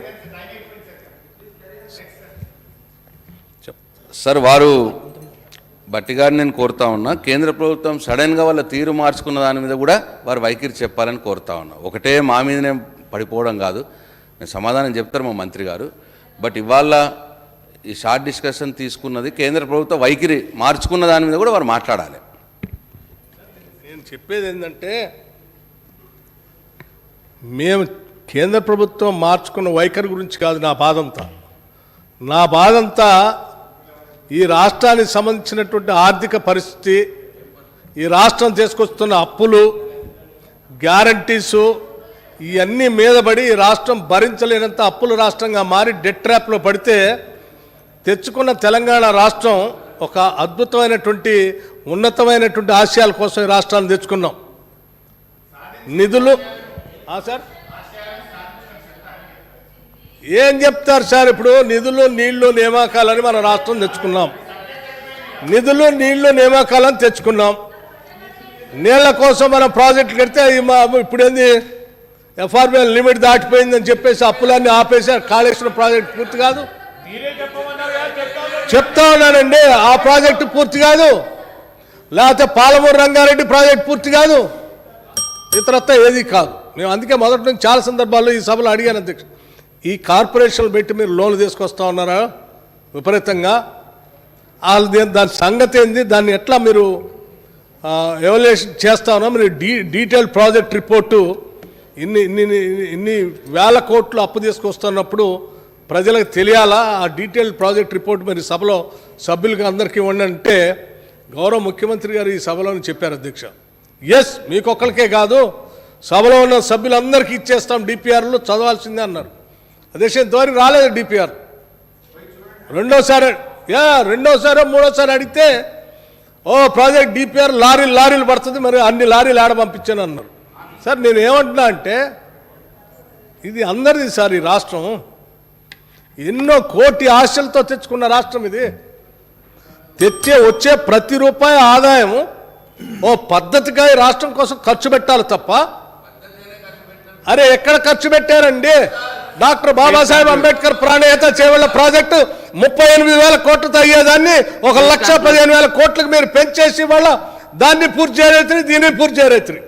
Please conclude. ఇందిరాసాగర్, రాజీవ్ సాగర్ ప్రాజెక్టులు 1,500 కోట్లతో అయ్యేదాన్ని రీడిజైన్ చేస్తే మీరు సీతారాం ప్రాజెక్టు అంటే దాన్ని పూర్తి చేయరైతే దీన్ని పూర్తి చేయరైతే. ఆడ పాలమూరు రంగారెడ్డి ప్రాజెక్ట్ అంటే దాన్ని పూర్తి చేయరైతే. Please conclude. ఉద్యోగాలంటే ఉద్యోగాలు లేవా? ఎట్లా సార్? చర్చ దేని మీద జరుగుతుంది, బట్టి గారు దేని మీద మాట్లాడుతుండ్రు? అర్థమవుతుంది ఏంటంటే సబ్జెక్ట్ అయిపోయింది ఆయన దగ్గర. మీరు అలో చేస్తే డీవియేట్ అయిపోయి వేరే దాని మీద మాట్లాడుతుండ్రు. చర్చ దేని మీద జరుగుతుందో దాని మీద వాటిని మాట్లాడమనండి. విషయం ఏమర్థమైందంటే సార్, వారు తెచ్చుకున్న నోట్స్ అయిపోయినాయి.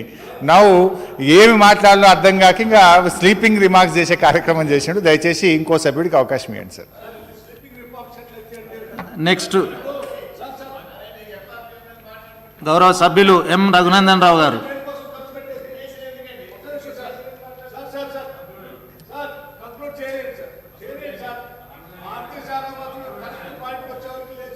అధ్యక్ష please conclude. Please conclude. Sir నేను ఏమంటున్నా అంటే అసలు ఎఫ్ఆర్బిఎం, బడ్జెట్ మేనేజ్మెంట్ ఇవన్నీ దేనికి? మనకు వచ్చే ఆదాయం, ఖర్చు, ఈ రెండు పోను ఆ ఫిజికల్ డెఫిసిట్ ఎంత ఉందో దాన్ని కవర్ చేసుకోవటానికి తీసుకొచ్చే మీరు అప్పు.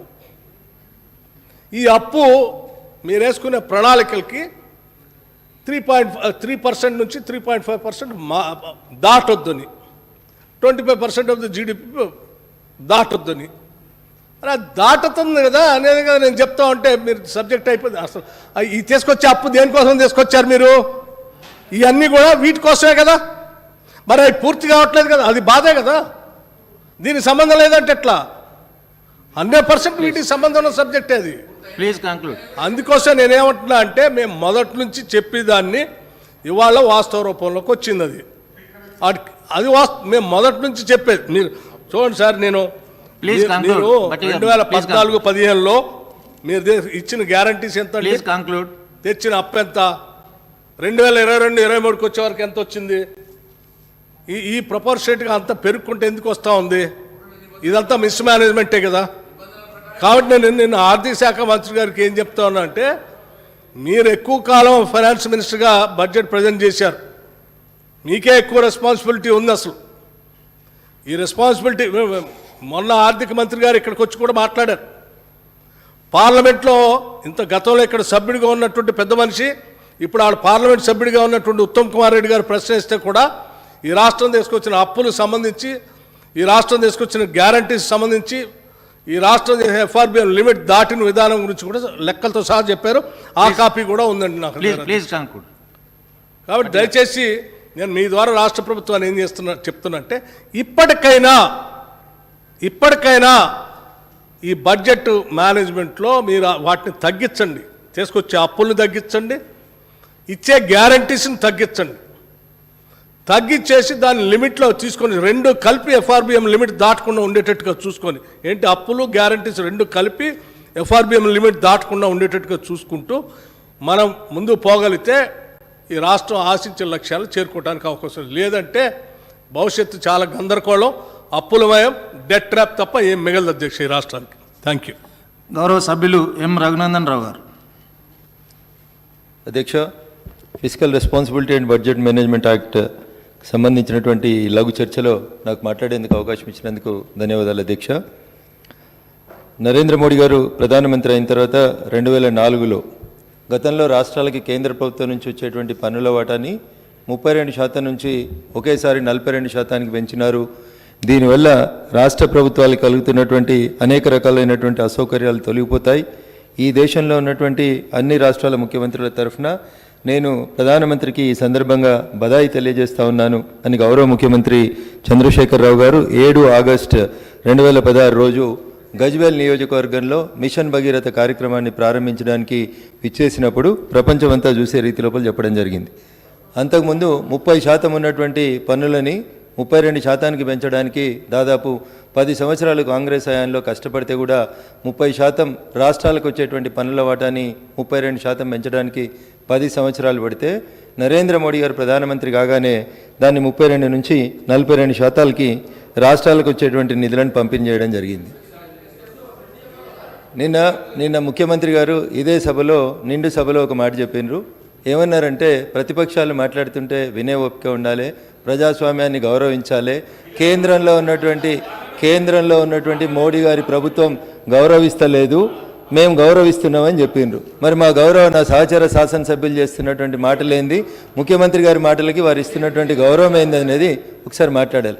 విషయమే మాట్లాడుతున్నాం. ఈ విషయం ఎందుకు చెప్తా ఉన్నా అంటే నాకంటే ముందు మాట్లాడినటువంటి టీఆర్ఎస్ మిత్రుడు 42% రాలేదు మంత్రి సార్, ఒక్క నిమిషం సార్, దయించి 42% రావట్లేదు.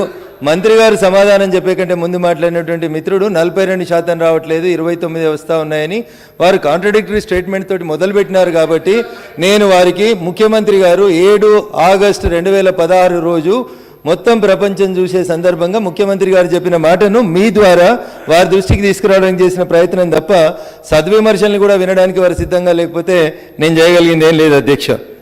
ఇకపోతే ఈ కార్యక్రమంలో కేవలం కేంద్ర ప్రభుత్వాన్ని విమర్శించడమే లక్ష్యమని నా సహచర మిత్రులు భావిస్తే I will leave it to their description అధ్యక్ష. వారు అడిగిన చర్చ ఎఫ్ఆర్బిఎం యొక్క లిమిటేషన్ ఎంత ఉంది, ఎంత వాడుకుంటా ఉన్నాం, కేంద్రం అప్పులు తెస్తలేదా, కేంద్రం ఎంత తెచ్చిందో కూడా చెప్పుర్రని కొందరు కావాలని అడుగుతా ఉన్నట్టు నాకు అనిపిస్తూ ఉంది అధ్యక్ష. అప్పు చేయడాన్ని ఎవరు తప్పు పట్టట్లేదు. అప్పు చేయకుండా ఏ రాష్ట్రం లేదు, కేంద్రం లేదు, ప్రపంచంలో ఉన్న ఏ దేశం లేదు. ఇక్కడ ఉన్నటువంటి శాసనసభ్యులం అందరం కూడా ఏదో ఒక సందర్భంలో అప్పులు తెచ్చుకుంటా ఉన్నాం.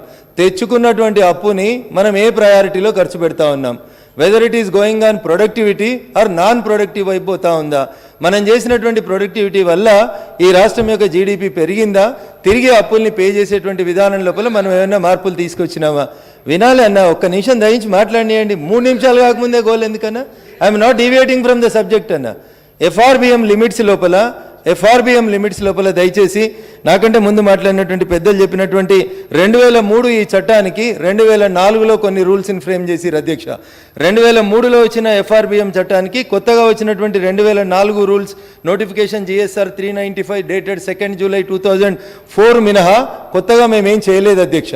దాంట్లో కేటగారికల్గా 3% ఉంటే మారిన పాండమిక్ సిచ్యువేషన్ తర్వాత దాన్ని 4.5% కూడా పెంచి రాష్ట్రాల యొక్క అవస్థల్ని, కరోనా పాండమిక్ సిచ్యువేషన్ వల్ల ప్రజలు పడుతున్నటువంటి అవస్థల్ని గుర్తించే కేంద్ర ప్రభుత్వం రాష్ట్రాలకి ఎఫ్ఆర్బిఎంని 3 నుంచి 4.5% దాకా పెంచింది. ఎస్, ఆర్థిక మంత్రి గారు ప్రతి నెల జరిగేటువంటి జిఎస్టీ కౌన్సిల్ సమావేశానికి వారు కూడా కేంద్ర కౌన్సిల్ లోపల కేంద్ర ఆర్థిక మంత్రితో పాటు వేదికను పంచుకుంటున్నారు. ఈ రోజు మాకు ఇచ్చినటువంటి ఈ చర్చకు సంబంధించిన అంశంలో ఇంకొన్ని బకాయిలు జిఎస్టీ నుంచి మాకు రావాల్సి ఉన్నాయి అనేది నోట్లో పెట్టడం జరిగింది. If that is the fact, వారే ప్రతి సంవత్సరం ప్రతి నెల జిఎస్టీ కౌన్సిల్ సమావేశంలో వారే హాజరవుతా ఉన్నారు కాబట్టి I hope that will be the proper platform where he can represent it in a proper way and he can get the finances for the state government. No member of this assembly will oppose if the state is going to get extra amount from any central government or ఇది సరైనటువంటి సాంప్రదాయం కాదు అధ్యక్ష. పారదర్శకంగా మాట్లాడుతూ ఉన్నాం, నిజాయితీగా మాట్లాడుతూ ఉన్నాం, సభాపక్ష నాయకులు ముఖ్యమంత్రి గారు చెప్పిన డెమోక్రటిక్ పద్ధతిలో మాట్లాడుతూ ఉన్నాం. We are not blaming anybody. So increasing the FRBM from 3% to 4.5%, is it an offense? అది మీరు చెప్పదలుచుకున్నారా? నేను అట్లా చెప్పదలుచుకోలేదు. దేశంలో వచ్చినటువంటి కరోనా పాండమిక్ పరిస్థితులలో అన్ని రాష్ట్రాలకి వెసులుబాటు ఇచ్చినట్టు ఈ రాష్ట్రానికి కూడా ఇచ్చినాం. గత శాసనసభలో నా స్థానంలో గౌరవనీయులు ప్రస్తుత కేంద్ర మంత్రి కిషన్ రెడ్డి గారు ఉన్నప్పుడు ఇదే సభలో గౌరవ ముఖ్యమంత్రి గారు 3%ని ఒక 5% పెంచి తీసుకురండి అని అంటే కూడా అప్పుడు మేము పెంచి 3.5%కి తీసుకొచ్చి ఇచ్చినాం. అధ్యక్ష, I'm not deviating from any point. నేను ఉన్నది ఉన్నట్టు వాస్తవాలనే చెప్తా ఉన్నాం అధ్యక్ష. వాస్తవాలు చెప్తే వినడానికి ఇష్టం లేక కేవలం కేంద్రానికి బదనాం చేయడానికి మాత్రమే ఈ చర్చను కొనసాగించాలని వారు అనుకుంటే వారి విఘ్నతకు వదిలేస్తాను అధ్యక్ష. Why you are not allowing me to speak where I have deviated? I am concentrating on FRBM only. FRBM rules ni, FRBM చట్టంని ఒక్క అక్షరం నేను డీవియేట్ చేసి మాట్లాడితే చెప్పండి. ఎస్, FRBM చట్టంలోనే అధ్యక్ష FRBM చట్టంలోనే వారు నా సభ్యులు చదివినట్టు ఉన్నారు, సహచర సభ్యులు. సెక్షన్ 4 ఆఫ్ FRBM చట్టం 2003 ఏం చెప్తుందంటే అధ్యక్ష, not give additional guarantees with respect to any loan on security of the other corporations అని FRBM చట్టంలోనే ఉంది అధ్యక్ష. I am not deviating from the point or the subject which was given to me. నేను వాస్తవాలు చెప్తా ఉన్నాను, గణాంకాలను చెప్పేటువంటి ప్రయత్నం చేస్తా ఉన్నాను తప్ప I never deviated from the FRBM. ఈ దేశంలో వచ్చినటువంటి ప్రపంచంలో వచ్చినటువంటి పాండమిక్ సిచ్యువేషన్ తర్వాత రాష్ట్రాల ఆర్థిక పరిస్థితుల్ని గమనంలోకి తీసుకొని FRBMని 3 నుంచి 4.5 పెంచినాం. మీరు ఏం చెప్పమనంటున్నారో చెప్పండి. మంత్రి గారు ఏం చెప్పమంటారో చెప్పురు, అదే చదివిపోతాను. అరే నేనేం అడుగుతున్నాను, నేను జూన్ 2, 2014 నుంచి ఈ రాష్ట్ర ప్రభుత్వం తీసుకున్నటువంటి అప్పులు ప్రాధాన్యతా క్రమంలో ఎక్కడ ఖర్చు పెట్టిండ్రు, ప్రొడక్టివిటీ పెరిగిందా, ప్రజల పేయింగ్ కెపాసిటీ పెరిగిందా, ఆ దిశగా ఈ రాష్ట్రం అడుగులు పడతా ఉందా, లేదా కేవలం అప్పుల భారం మాత్రమే పుట్టబోయే ప్రతి బిడ్డ మీద 1,50,000 రూపాయల అప్పు భారంగా పడబోతుంది అనేటువంటి చర్చ జరుగుతూ ఉంది. దాని గురించి గౌరవ మంత్రి గారు చెప్తే బాగుంటుంది అనేటి దిశగా మేము చర్చ చేస్తూ ఉంటే this is very unfair. అధ్యక్ష నేను మాట్లాడిన దాంట్లో nothing is unparliamentary, nothing I have deviated from the subject. నేను దయించి మీ ద్వారా సభ్యులకు చేసేటువంటి అప్పీల్ ఏంటంటే,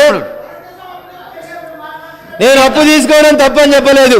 దయించి ఎవరు కానీ మిత్రులు మధ్యలో వచ్చి ఇట్లా రన్నింగ్ కామెంటరీ చెప్పొద్దని మీ ద్వారా నేను వారికి సవినయంగా విజ్ఞప్తి చేస్తా ఉన్నాను.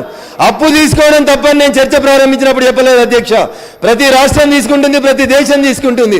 మనం తీసుకున్నటువంటి అప్పుల్ని ప్రొడక్టివిటీ వైపు పోతున్నామా లేదా? మిషన్ భగీరథలో తీసుకున్నటువంటి అప్పుల్ని మనం తీసుకున్నటువంటి బ్యాంకుకి ఏమని రాసిచ్చాం, మనం ఎక్కడి నుంచి తిరిగి లోన్ పేమెంట్ చేస్తామని రాసిచ్చాం. ఇట్లాంటి విషయాల మీద ఒక క్లారిఫికేషన్ గౌరవ మంత్రి గారి ద్వారా రాష్ట్ర ప్రజలకి రావాలనేదే మా ఉద్దేశం తప్ప మీలా ఎవరిని బదనాం చేయాలనేది నా ఇంటెన్షన్ కాదు అధ్యక్ష. మంత్రి గారు, దిస్ ఈజ్ వెరీ అన్ఫేర్ అధ్యక్ష. I'm not deviating from the subject అధ్యక్ష. దయించి ఒక్క మాట అధ్యక్ష, 5 నిమిషాలు మాట్లాడితే చెవులు రక్తం వస్తుందా అధ్యక్ష? అంబేద్కర్ పంచతీర్థాలు తెచ్చింది మేమండి, అంబేద్కర్ గారిని గౌరవించింది మేమండి, అంబేద్కర్ గారిని పంచతీర్థాన్ని గౌరవించింది మేమండి. ఏం మాట్లాడతారండి మీరు? రఘునందన్ రావు గారు సార్, నేను సబ్జెక్ట్ లోంచి డీవియేట్ అయినా, సబ్జెక్ట్ లోంచి పొరపాటుగా ఏమైనా the subject concern is June 2, 2014 తర్వాత నేను 1,50,000 అప్పంటే వారు బాధపడతా ఉన్నారు. ఆ రోజు మిగులు బడ్జెట్ తోటి ఉన్నటువంటి ఈ రాష్ట్రంలో ప్రజల మీద ఏమైనా భారం ఉండేనా? ఈ రోజు ఇంత గొప్పగా తెలంగాణ అభివృద్ధి సాధించిన తర్వాత ప్రజల మీద పుట్టబోయే బిడ్డ మీద ఇంత భారం ఎందుకు వస్తూ ఉంది అనేటువంటి విషయంలో గౌరవ మంత్రి గారి ద్వారా ఎక్స్ప్లెనేషన్ మేము వినాలనుకుంటా ఉన్నాం.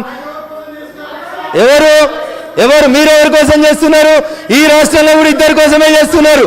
అన్ని కాంట్రాక్టులు ఇద్దరే చేస్తున్నారు. తెలంగాణ కాంట్రాక్టర్లలో బాకీలు పడి ఉన్నారు. ఆంధ్ర కాంట్రాక్టర్ల కోసం చేస్తా ఉన్నారు. ఇద్దరి కోసమే మీరు కూడా చేస్తా ఉన్నారు.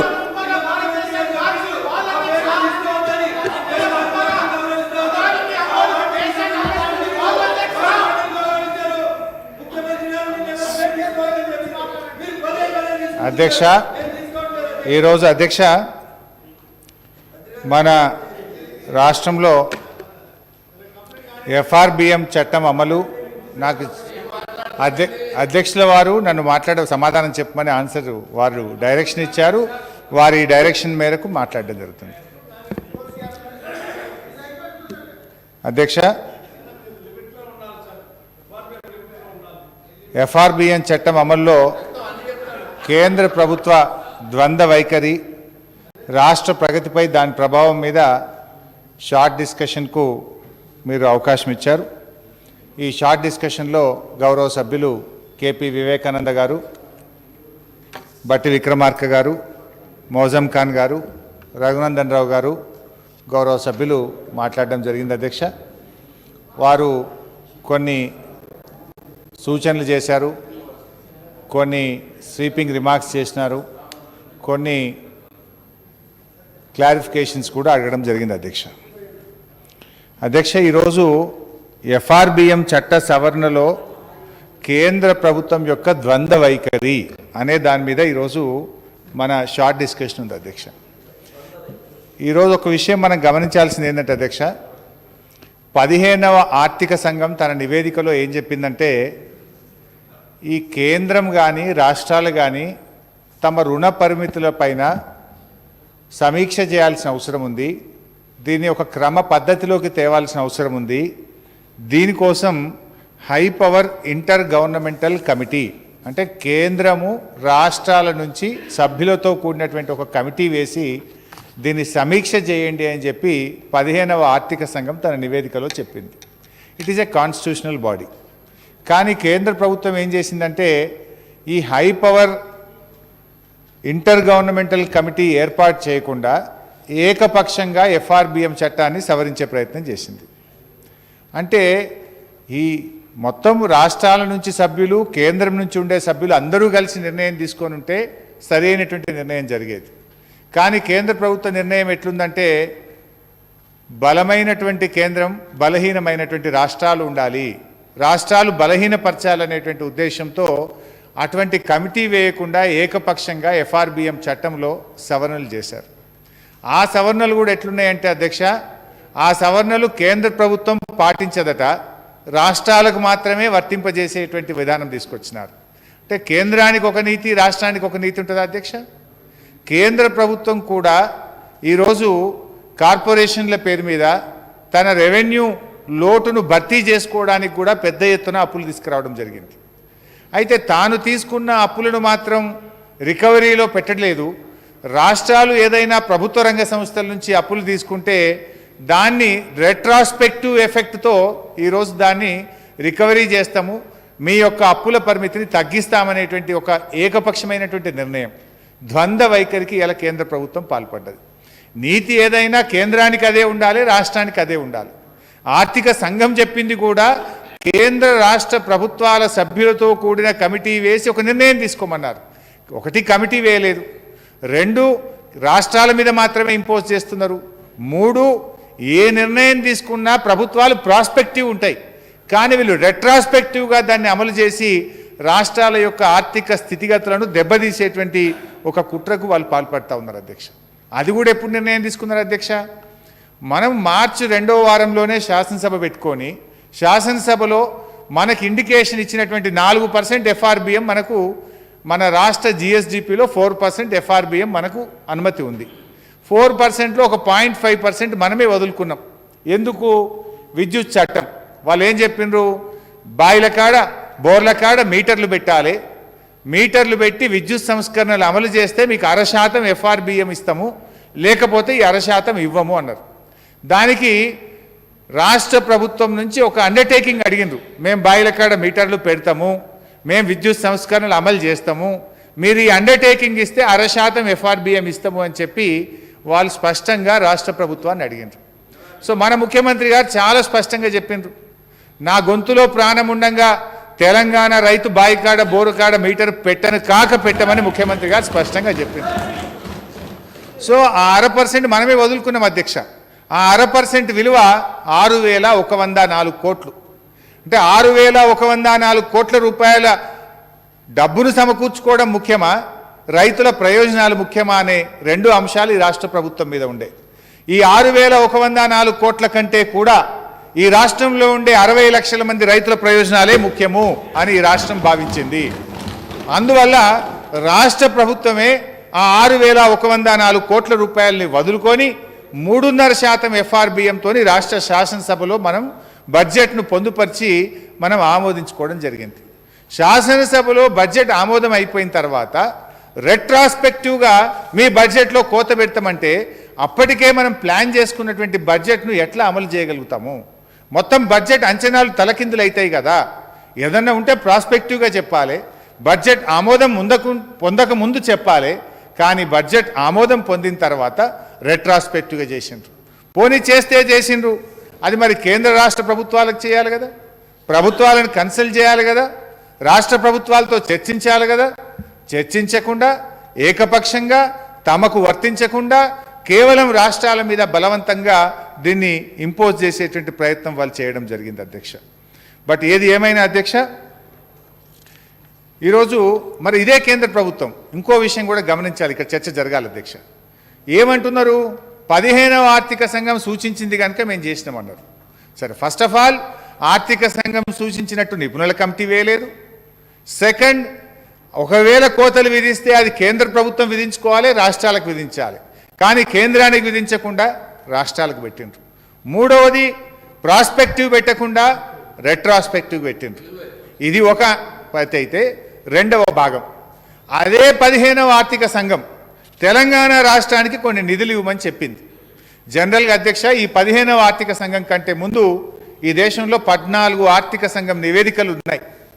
జనరల్గా ఆర్థిక సంఘం నివేదిక అనేది ఒక భగవద్గీత, ఒక బైబిల్, ఒక ఖురాన్.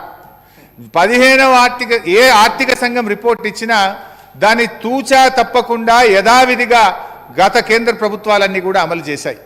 కానీ ఇప్పుడున్న కేంద్ర ప్రభుత్వం ఏంటంటే అధ్యక్ష, ఇదే 15వ ఆర్థిక సంఘం 2020-21లో 723 కోట్ల రూపాయలు ప్రత్యేక గ్రాంట్గా తెలంగాణకు ఇవ్వాలని చెప్పారు. అదేవిధంగా పౌష్టికాహారం కోసం 171 కోట్ల రూపాయలు ఇవ్వాలని చెప్పారు. 2021-26 మధ్య స్టేట్ స్పెసిఫిక్ గ్రాంట్లు, సెక్టర్ స్పెసిఫిక్ గ్రాంట్ల కింద 5,374 కోట్లు తెలంగాణ రాష్ట్రానికి ఇవ్వమని 15వ ఆర్థిక సంఘం సూచించింది.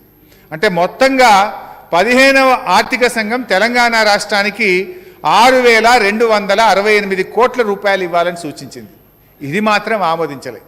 రాష్ట్రానికి డబ్బులు ఇవ్వని ఆర్థిక సంఘం చెప్పిన చోటనేమో దాన్ని ఆమోదించకుండా మొండి చేయి చూపించిండ్రు. రాష్ట్రాల రుణ పరిమితులు తగ్గించాలన్న దగ్గర మాత్రం ఏకపక్షంగా రాష్ట్రాలకు డబ్బులు సేకరించకుండా దాని మీద మాత్రం కోతలు పెట్టింది. ఇదెక్కడ న్యాయం అధ్యక్ష? అధ్యక్ష, మీరు ఆర్థిక సంఘం రిపోర్ట్ను ఆమోదిస్తే ఇంటోటో ఆమోదించండి, ఇవ్వమన్న కాడ ఇవ్వండి, కోతలు పెట్టమన్న కాడ పెట్టండి. కానీ కోతలు పెట్టమన్న కాడ మాత్రం కోతలు పెట్టిండ్రు. రాష్ట్రానికి గ్రాంట్గా 6,268 కోట్లు ఇవ్వమంటే ఇది మాత్రం దీన్ని ఆమోదించలేదు. ఇది ఈ దేశ చరిత్రలో మొదటిసారి. ఇంతవరకు భారతదేశ చరిత్రలో ఎప్పుడైనా కూడా, ఈ దేశ చరిత్రలో ఎప్పుడు కూడా అధ్యక్ష, ఆర్థిక సంఘం రిపోర్ట్ను యథావిధిగా గత ప్రభుత్వాలన్నీ కూడా అమలు చేసినాయి. కానీ దురదృష్టం, ఇప్పుడున్న కేంద్రంలో ఉండే బీజేపీ ప్రభుత్వం ఒక కుట్రతో, ఒక కక్షతో ఇవాళ తెలంగాణ రాష్ట్రానికి ఇచ్చే డబ్బులు మాత్రం ఇవాళ ఇవ్వకుండా ఆపింది అధ్యక్ష. ఇది దేశ చరిత్రలో మొదటిసారి అధ్యక్ష. అంతేకాదు, 14వ ఆర్థిక సంఘం సిఫార్సు చేసినటువంటి గ్రాంట్లలో 817 కోట్లు బకాయి పడ్డారు. అది ఇవ్వండి అంటే దాని గురించి కూడా స్పందన రాలేదు అధ్యక్ష. ఇవి కాకుండా అధ్యక్ష, మిషన్ భగీరథకు 19,205 కోట్ల రూపాయలు ఇవ్వమని నీతి ఆయోగ్ చెప్పింది. మిషన్ కాకతీయకు 5,000 కోట్ల రూపాయలు ఇవ్వమని నీతి ఆయోగ్ చెప్పింది, కానీ 5 రూపాయలు కూడా ఇవ్వలే అధ్యక్ష. మిషన్ భగీరథకు 1 రూపాయి ఇవ్వలే, మిషన్ కాకతీయకు 1 రూపాయి ఇవ్వలే అధ్యక్ష. అంటే ఎన్ని రకాలుగా అన్యాయం చేస్తున్నారో మీరు ఒక్కసారి అన్ని కలిపి కూడా మన లెక్క చెప్తా అధ్యక్ష. ఇవి కాకుండా అధ్యక్ష 2014-15 రాష్ట్రం ఏర్పడ్డ తొలినాళ్లలో సిఎస్ఎస్ సెంట్రల్ స్పాన్సర్డ్ స్కీమ్స్ కింద రాష్ట్రానికి రావాల్సిన వాటా తప్పుగా తెలంగాణ డబ్బును ఆంధ్రప్రదేశ్కి ఇచ్చింది అధ్యక్ష. అరే ఈ తప్పు చేసిండ్రు, ఇది మా రాష్ట్ర వాటా మాకు ఇవ్వండి అని ఒక 100 సార్లు ఉత్తరం రాశారు. మా ఆర్థిక శాఖ అధికారులు 100 సార్లు పోయి కేంద్ర ప్రభుత్వంలో అధికారులతో కలిసి చెప్పారు, కానీ ఈ రోజు వరకు ఆ డబ్బు వాపసు రాలే. తెలంగాణ రాష్ట్రం డబ్బులను పొరపాటున తప్పుగా ఆంధ్రప్రదేశ్కు ఖాతాలో జమ చేసిండ్రు.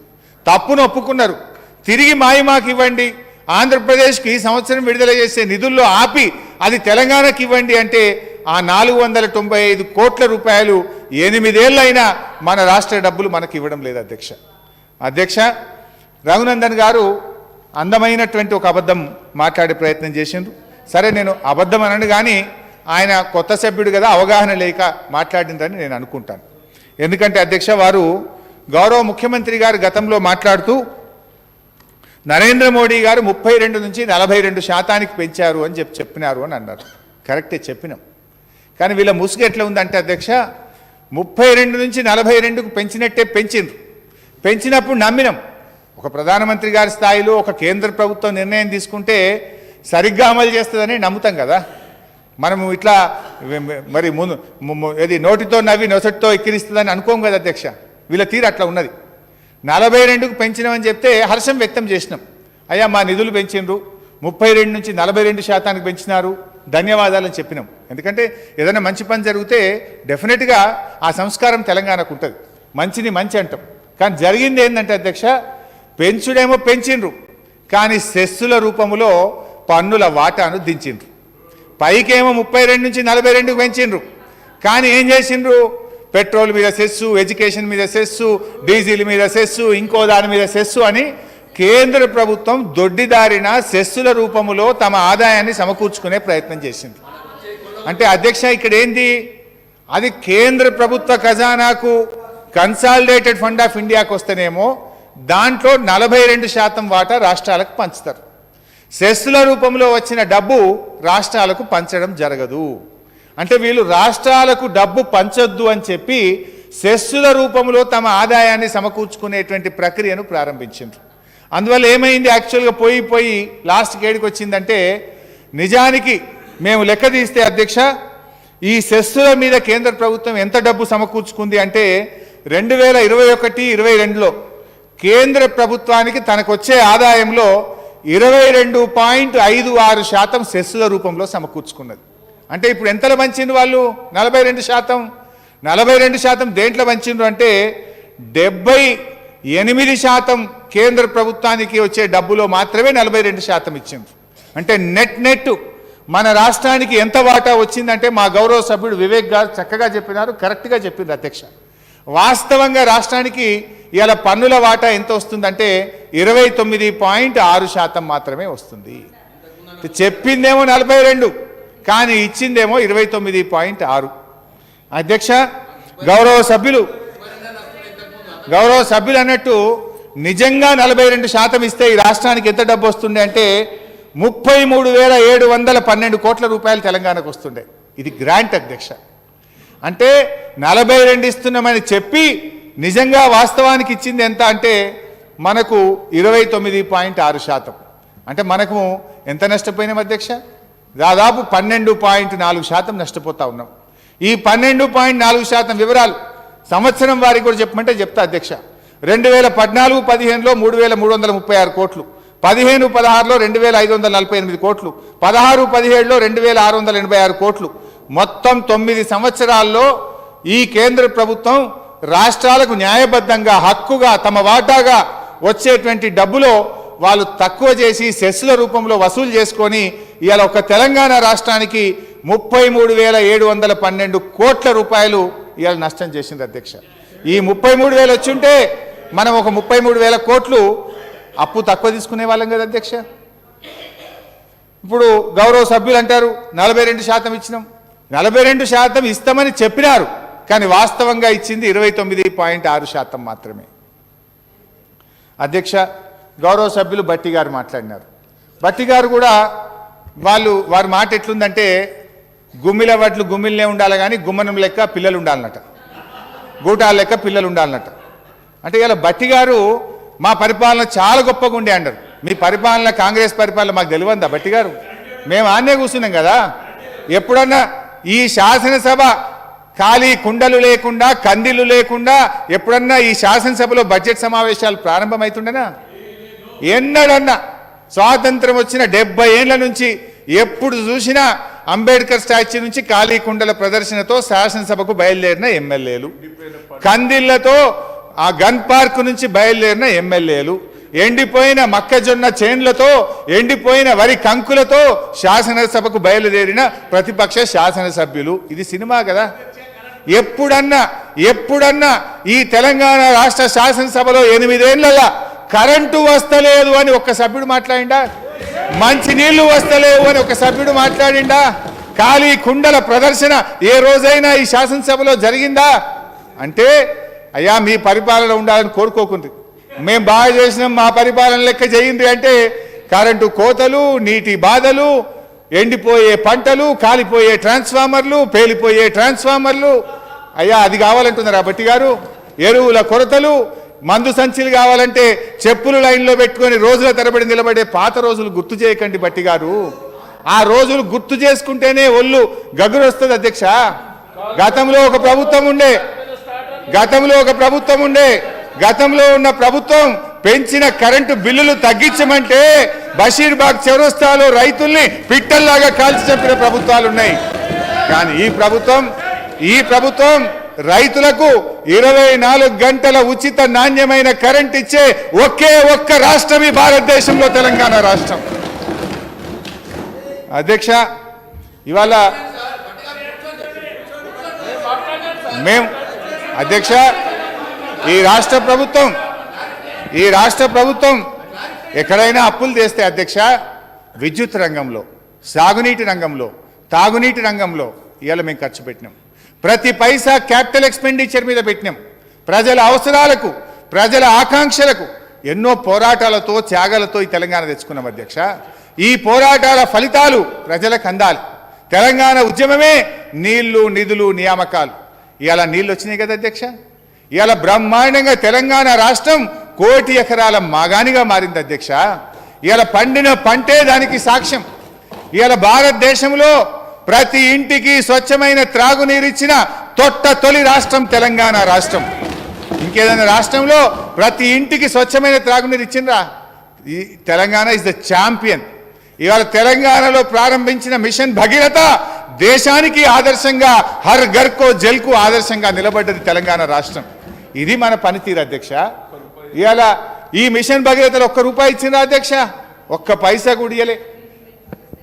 నీతి ఆయోగ్ రికమెండ్ చేసిన మొండి చేయి చూపించినటువంటి ప్రభుత్వం ఈ కేంద్రంలో ఉన్నటువంటి ప్రభుత్వం అధ్యక్ష. ఈ మధ్య భారత పార్లమెంట్లో 2020 సెప్టెంబర్ 17వ తేదీన మన రాష్ట్రానికి చెందిన పార్లమెంట్ సభ్యుడు ఫ్లోరైడ్ ప్రభావిత ఆవాసాల సంఖ్య ఎంత తెలంగాణలో అని అడిగితే ఫ్లోరైడ్ ప్రభావిత గ్రామాలు తెలంగాణలో ఒక్కటి కూడా లేదు. ఫ్లోరైడ్ రహిత రాష్ట్రం తెలంగాణ రాష్ట్రం అని చెప్పి ఇవాళ కేంద్ర ప్రభుత్వం పార్లమెంట్లో ప్రకటించింది. భట్టి గారు మా లెక్క చేయండి అంటే ఇంకా కొన్ని వేల లక్షల మంది ఫ్లోరైడ్ బారిన పడి కాళ్ళు చేతులు వంకరబోయే విధంగా ఉంచమని చెప్తారా? గతంలో పివి నరసింహారావు గారు ప్రధానమంత్రిగా ఉంటే నల్లగొండ జిల్లా నుంచి కాళ్ళు చేతులు వంకరబోయిన పిల్లల్ని ప్రధానమంత్రి టేబుల్ మీద పెట్టిన కనికరం రాని ప్రభుత్వం నాయనా మీది. ఢిల్లీలో కాంగ్రెస్ ఉన్నా, గల్లీలో కాంగ్రెస్ ఉన్నా కనీసం ఫ్లోరైడ్ బాధను తీర్చలేని చేతగాని చేవగాని ప్రభుత్వం మీద అధ్యక్ష. ఇన్ని ఏళ్ళు దశాబ్దాల తరబడి అధికారంలో ఉన్న కనీసం ఫ్లోరైడ్ సమస్యను మీరు పరిష్కారం చేయలేకపోయినరు. కానీ గౌరవ ముఖ్యమంత్రి కేసీఆర్ గారి నాయకత్వంలో ఇదే శాసనసభలో ఎన్నికల్లో హామీ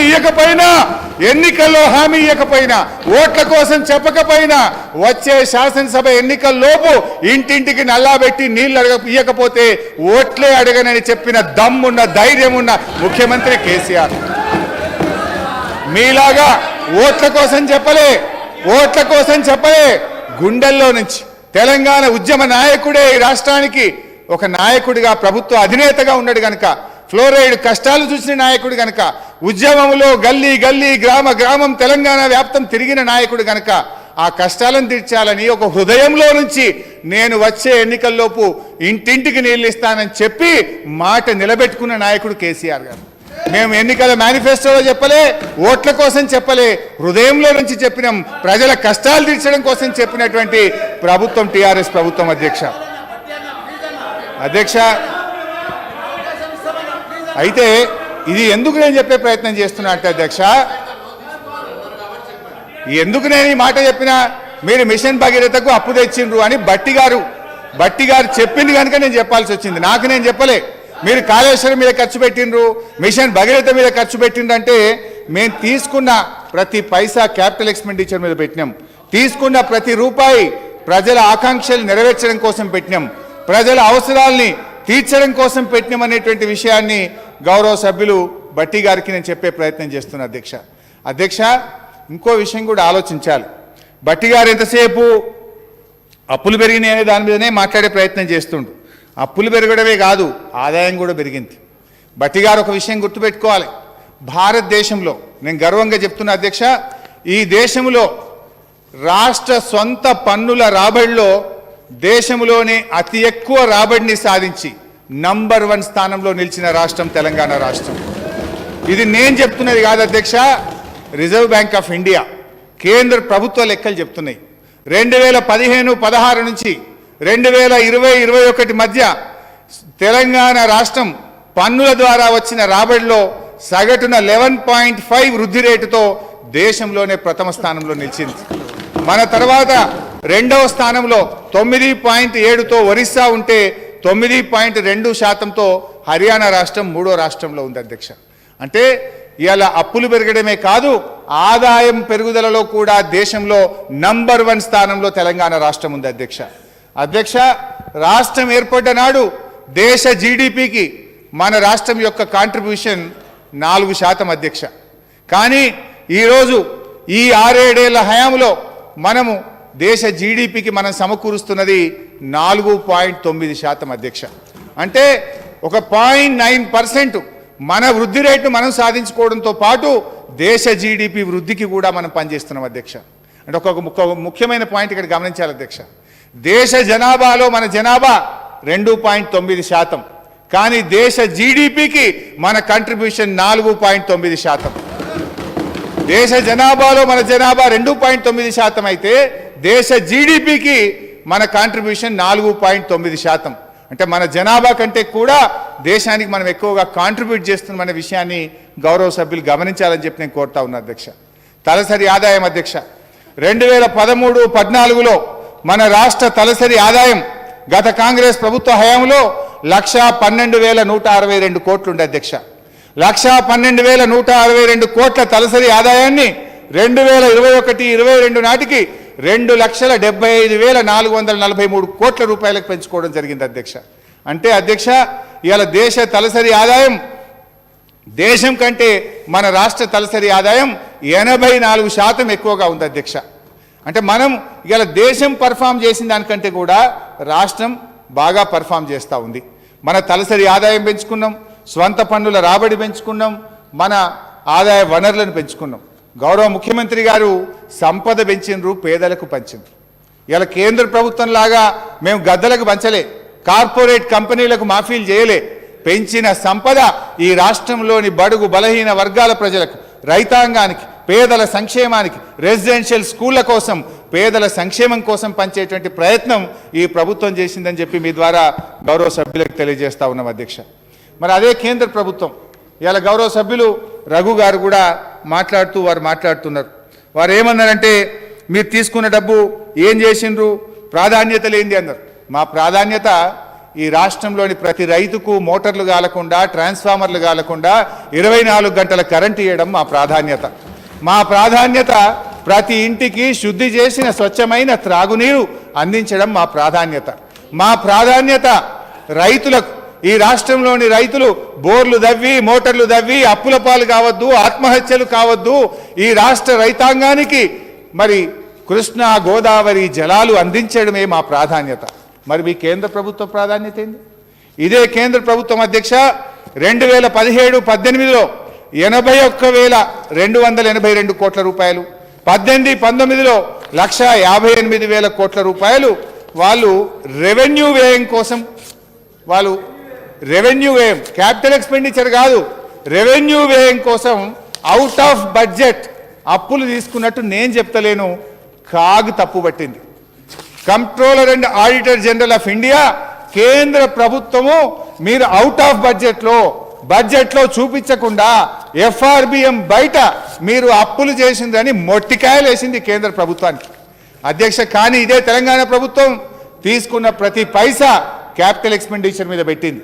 కానీ కేంద్ర ప్రభుత్వం తాను అవుట్ ఆఫ్ బడ్జెట్ డబ్బులు, ఎఫ్ఆర్బిఎం బయట డబ్బులు బడ్జెట్లో చూపించకుండా రెవెన్యూ వ్యయం మీద ఖర్చు పెట్టినటువంటి విషయాన్ని మీ ద్వారా గౌరవ సభ్యులకు తెలియజేస్తున్నాం అధ్యక్ష. అట్లా ₹1, ₹2 కాదు, గత 5-6 సంవత్సరాల్లో కేంద్ర ప్రభుత్వం దాదాపు 6 లక్షల కోట్ల రూపాయలు ఎఫ్ఆర్బిఎం బయట డబ్బులు తీసుకున్నది. రెవెన్యూ వ్యయం మీద కొంత ఖర్చు పెట్టినారు. కానీ ఇక్కడ మీరు ఇవాళ తెలంగాణ రాష్ట్రం ప్రజల ఆకాంక్షల కోసం కొత్తగా ఏర్పడ్డ రాష్ట్రం తెలంగాణ రాష్ట్రం, మేము ఇలా క్యాపిటల్ ఎక్స్పెండిచర్ మీద పెడితే దాన్ని తప్పుపట్టే విధంగా మాట్లాడడం అనేటువంటిది సరి అయింది కాదని చెప్పి మీ ద్వారా నేను గౌరవ సభ్యులకు తెలియజేస్తా ఉన్నా అధ్యక్ష. భట్టి గారు కూడా స్లీపింగ్ రిమార్క్స్ కొన్ని చేసే ప్రయత్నం చేసిండ్రు. వారు కాళేశ్వరం ప్రాజెక్ట్ గురించి మాట్లాడతారు. అసలు మీకు విషయాలు తెలుసుకొని మాట్లాడాలి. ఇదే శాసనసభలో అనేక మార్లు నేను స్పష్టంగా కాళేశ్వరం మీద చర్చలో చెప్పిన నేను, మీరు కావాలంటే రికార్డులు తీసి చూసుకోండి. కాళేశ్వరం ప్రాజెక్టు మీద మీరు ఎన్ని ప్రశ్నలు అడిగితే కాంగ్రెస్ పార్టీకి అన్ని సమాధానాలు చెప్పిన నేను. మీరు ప్రాజెక్టు వ్యయం పెరిగింది అని ఒక స్లీపింగ్ రిమార్క్స్ చేస్తున్నారు, అది చాలా తప్పు. నిజానికి ఇవాళ గౌరవ ముఖ్యమంత్రి గారి యొక్క కృషితో వారి యొక్క పట్టుదలతో ఇవాళ కాళేశ్వరం ప్రాజెక్టు వ్యయం మనం పెంచుకోకుండా తక్కువ ఖర్చులు అతి తక్కువ వ్యయం పెరిగి ఇవాళ ప్రాజెక్టు పూర్తి చేసుకున్న రాష్ట్రంలో ప్రాజెక్టులో కాళేశ్వరం ప్రాజెక్టు ఒకటి అధ్యక్ష. ఎందుకు ఈ మాట అంటున్నా అంటే భట్టి గారు రాసుకుంటే రాసుకోండి, లేదంటే కాగితం పంపిస్తా చదువుకోండి. నాగార్జున సాగర్ ప్రాజెక్టు స్టార్ట్ చేసినప్పుడు 122 కోట్లతో స్టార్ట్ చేసిండ్రు. అది పూర్తయింది 1183 కోట్లు, 10 అంతలు పెరిగింది అధ్యక్ష. శ్రీరామ్ సాగర్ ప్రాజెక్టు రూపకల్పన చేసినప్పుడు గత కాంగ్రెస్ ప్రభుత్వ హయాంలో 40 కోట్లతో స్టార్ట్ అయింది, పూర్తయ్యేసరికి 4300 కోట్లయింది. జూరాల ప్రాజెక్టు 70 కోట్ల రూపాయలతో స్టార్ట్ చేసిండ్రు, పూర్తయ్యే వరకు 1815 కోట్ల రూపాయలైంది. పులిచెంతల ప్రాజెక్టు 565 కోట్లతో స్టార్ట్ చేసిండ్రు, 1816 కోట్లయింది. సింగూరు ప్రాజెక్టు 29 కోట్లతో స్టార్ట్ అయింది, పూర్తయ్యే వరకు 170 కోట్లయింది. మరి ఇవన్నీ ఎట్లా పెరిగినాయి చెప్తారా దీనికి సమాధానం? వాస్తవానికి కాళేశ్వరం ప్రాజెక్టులో మన ఖర్చు పెరగలే. కాళేశ్వరం ప్రాజెక్టుతో ఇవాళ అధ్యక్ష తెలుసుకోవాల్సింది ఏంటంటే భట్టి గారు అసలు కాంగ్రెస్ ప్రభుత్వం ఉన్నప్పుడు ముందు ప్రాణహిత చేవేళ్లకు వాళ్ళు ఇచ్చింది 16,000 కోట్లకు జీవో ఇచ్చిండ్రు. పనులు ప్రారంభం కాకముందే 16,000 32,000 కోట్లకు జీవో ఇచ్చిండ్రు. 32ను 38 చేసిండ్రు. 2013లో మన సెంట్రల్ వాటర్ కమిషన్కు 48,000 కోట్లకు ప్రతిపాదన పంపిండ్రు. కాంగ్రెస్ ప్రభుత్వ హయాంలోనే 16,000 నుంచి 48,000 కోట్లకు పెంచిండ్రు, 3 అంతలు పెంచిండ్రు. చేసిన పని 5 పైసలు, పెంచింది 3 అంతలు. కానీ టీఆర్ఎస్ ప్రభుత్వం వచ్చినాక తెలంగాణ సోయితోని తెలంగాణ భవిష్యత్ అవసరాలను దృష్టిలో పెట్టుకొని ఆ రిజర్వాయర్ల సామర్థ్యం ఆనాడు 16 టీఎంసీలు ఉంటే 141 టీఎంసీలకు రిజర్వాయర్ల సామర్థ్యం పెంచుకున్నాం. 18 లక్షల ఎకరాలు ఆ రోజు కేవలం 16 లక్షల ఎకరాలు ఉంటే 35 లక్షలు కొత్త ఆయకట్టు ప్లస్ స్థిరీకరణ కలిపి 35 లక్షల ఎకరాలకు సామర్థ్యానికి కాళేశ్వరం ప్రాజెక్టు మనం పెంచుకోవడం జరిగింది. ఇట్లా అనేక విధాలుగా ఆ ప్రాజెక్టు మనం ప్రజల అవసరాలను దృష్టిలో పెట్టుకొని ఇవాళ నీళ్లు కరువు వచ్చినప్పుడు కూడా ఇబ్బంది పడొద్దు, త్రాగునీటికి సాగునీటికి పారిశ్రామిక అవసరాల కోసం అని చెప్పి ఇవాళ రిజర్వాయర్ల సామర్థ్యం పెంచుకున్నాం. ఇవాళ చూడండి మల్లన్న సాగర్లో 15 టీఎంసీలు ఉన్నాయి, కొండపోచమ్మలో 15 టీఎంసీలు ఉన్నాయి. ఇవాళ రంగనాయక సాగర్లో 3 టీఎంసీలు ఉన్నాయి, అన్నపూర్ణలో 3 టీఎంసీలు ఉన్నాయి. ఆ రోజు ప్రాజెక్టులో మీరు అంత కలిపితే 16 పెట్టిండ్రు. ఆ 16లో బ్యారేజ్ లోపల ఉండేదే 5, బ్యారేజ్ లోపలనే 5. ఇవాళ ఎక్కడి నుంచి ఎక్కడికి పెరిగిందో ఒక్కసారి తెలుసుకొని మాట్లాడాలి. నిజానికి కొంతమంది తెలిసి తెలియక కాళేశ్వరం ప్రాజెక్టు నిధులు వృధా అయినాయి మాట్లాడతారు. వృధా కాదు, ఆదా అయినాయి. నిజంగా ముఖ్యమంత్రి గారు అంత పట్టుబట్టి అంత వేగంగా ప్రాజెక్టు పూర్తి చేసి ఉండకపోతే ఇంకా 1,00,000 కోట్ల రూపాయలు అవసరం ఉంటుండే ఇలా కాళేశ్వరం పూర్తి చేయాలంటే. మీరు పెంచినట్టు నాగార్జున సాగర్కో, పులిచెంతలకో, సింగూరుకో, శ్రీరామ్ సాగర్కు పెరిగినట్టు 10 అంతలు ప్రాజెక్టు కాస్ట్ పెరుగుతుండే. ఎందుకంటే అధ్యక్ష, ఆనాడు కాళేశ్వరం స్టార్ట్ చేసిన నాడు స్టీల్ ధర 38,000 రూపాయలు ఉండే. ఇవాళ స్టీల్ ధర అధ్యక్ష 71,000 రూపాయలు అయింది. డబుల్ ఎక్కడి 3 అంతలు, డబుల్ 38,000 రూపాయలు ఉన్న స్టీల్ ధర ఇవాళ 71,000 రూపాయలు అయింది. ఒకవేళ ఇవాళనే ఆ ప్రాజెక్ట్ కట్టాలంటే మరి ఆ స్టీల్ ఇవాళ 71,000 కొంటే ప్రాజెక్ట్ కాస్ట్ రెట్టింపు కాదా అధ్యక్ష? డీజిల్ ధర ఆనాడు కాళేశ్వరం ప్రాజెక్ట్ కట్టినాడు డీజిల్ ధర 55 రూపాయలు ఉంటే ఇవాళ 100 రూపాయలు అయింది అధ్యక్ష. ఆ రోజు ప్రాజెక్ట్ కట్టినాడు 5 లక్షలకు 6 లక్షలకు మనం భూమి సేకరించినాం. ఇవాళ తెలంగాణలో ఎక్కడి పోయినా 20 లక్షలకు 30 లక్షలకు ఎకరానికి భూమి దొరకని పరిస్థితి వచ్చింది. భూసేకరణ 3 అంతలు పెరిగింది, డీజిల్ ధర పెరిగింది, స్టీల్ ధర పెరిగింది, సిమెంట్ ధర పెరిగింది. అంటే అత్యంత వేగంగా ప్రాజెక్టు పూర్తి చేసుకోవడం వల్ల తెలంగాణ ప్రజల యొక్క ధనం ఆదా అయిందనేటువంటి విషయాన్ని గౌరవ సభ్యులు గమనించాలి. కొంతమంది తెలియక ఓ స్లీపింగ్ రిమార్క్స్ మాట్లాడేటువంటి ప్రయత్నం చేస్తుండ్రు. దాన్ని ఇప్పటికైనా విత్డ్రా చేసుకుంటే మంచిది అనేది నేను తెలియజేస్తున్నా అధ్యక్ష. ఇవాళ కాళేశ్వరం వల్ల దుర్వినియోగం కాదు అధ్యక్ష, ఇవాళ సద్వినియోగం అయింది. సత్వరమే ఫలితాలు అందడం వల్ల రైతుల ఆదాయం ఇవాళ పెరిగింది. రైతుల ఆదాయం పెరగడం వల్ల మన రాష్ట్ర జిఎస్డిపి పెరిగింది. మన రాష్ట్ర జిఎస్డిపి పెరగడం వల్ల మన ప్రజల యొక్క పర్ క్యాపిటల్ ఇన్కమ్ తలసరి ఆదాయం పెరిగింది. ఇది మన కళ్ళ ముందు ఉన్న ఉదాహరణ అధ్యక్ష. పండిన పంటే సాక్ష్యం కదా. ఇవాళ తెలంగాణలో పరిస్థితి ఏంది? ఒకనాడు ఈ తెలంగాణ బొంబాయి, బొగ్గుబాయి, దుబాయ్ అని మాట్లాడిన తెలంగాణలో ఇవాళ పరిస్థితి ఏంది? వరి నాట్లు వేయాలంటే బెంగాల్కి వెళ్ళి కూలీలు వస్తున్నారు. సంచులు లేపాలంటే బీహార్కి వెళ్ళి అమాలి వస్తేనే కాంటా అవుతుంది, లారీ ఎక్కుతుంది, రైస్ మిల్లో దిగుతున్నటువంటి పరిస్థితి వచ్చింది. ఇగో ఇది తెలంగాణ సాధించినటువంటి విజయం అనేది గౌరవ సభ్యులు గుర్తుపెట్టుకోవాలి అధ్యక్ష. గౌరవ సభ్యులు బట్టి గారు అప్పులు బాగా పెరిగినాయి లేదా ఇదేదో జరగడానికి జరిగింది అని వారు మాట్లాడే ప్రయత్నం చేస్తుంటారు అధ్యక్ష.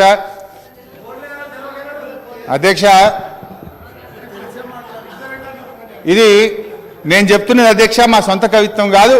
Reserve bank of India RBI report అధ్యక్ష. ఆర్బీఐ రిపోర్టు నిన్నటిదాకా కాంగ్రెస్ పరిపాలనలో ఉన్న పంజాబ్ నంబర్ 1 అప్పుల్లా ఎంతుంది?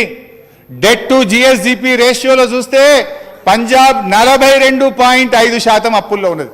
The debt to GSDP ratio of Punjab is 42.5%. Telangana విషయానికి వస్తే 23.5% మాత్రమే. ఇది మనం తెలంగాణ పైనుంచి డెట్ టు జిఎస్డిపి రేషియోలో పైనుంచి కిందికి 23వ స్థానంలో ఉన్నాం మనం. అంటే మనకంటే 22 రాష్ట్రాలు డెట్ టు జిఎస్డిపి రేషియోలో ఎక్కువగా ఉన్నాయనేటువంటి విషయాన్ని గౌరవ సభ్యులు బట్టిగా తెలియజేస్తున్న అధ్యక్ష. ఈ పేపర్ కూడా వారికి పంపిస్తా, వారిని చూసుకోమనండి. ఇది reserve bank of India RBI ద్వారా వచ్చినటువంటి లెక్క అధ్యక్ష. అప్పుల విషయంలో ఇంకో విషయం బట్టి గారు మంచిగా వినాలి అధ్యక్ష. ఇవాళ అభివృద్ధి చెందిన దేశాలు జపాన్, రాసుకోండి బట్టి గారు, జపాన్ దేశం debt to GSDP ratio 221%, Singapore 155%, America 119%, UK 103%, ఇకపోతే మన భారతదేశం 55%, తెలంగాణ రాష్ట్రం 23.5%.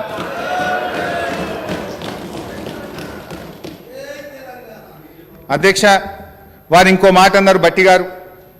ఏమన్నారంటే పరిస్థితి చాలా ఆందోళనగా ఉందని, మరి మన అన్హెల్దీ అనే పదం వాడిన వారు. అన్హెల్దీ సిచ్యువేషన్లో రాష్ట్ర ఆర్థిక స్థితిగతి ఉందని చెప్పి భట్టి గారు మాట్లాడినారు. ఈ నివేదిక కూడా మీ ద్వారా భట్టి గారికి పంపిస్తే అధ్యక్ష. ఈ మధ్య రిజర్వ్ బ్యాంక్ ఆఫ్ ఇండియా ఒక నోటు విడుదల చేసింది, స్టేట్ ఫైనాన్సెస్ ఏ రిస్క్ అనాలిసిస్ అని.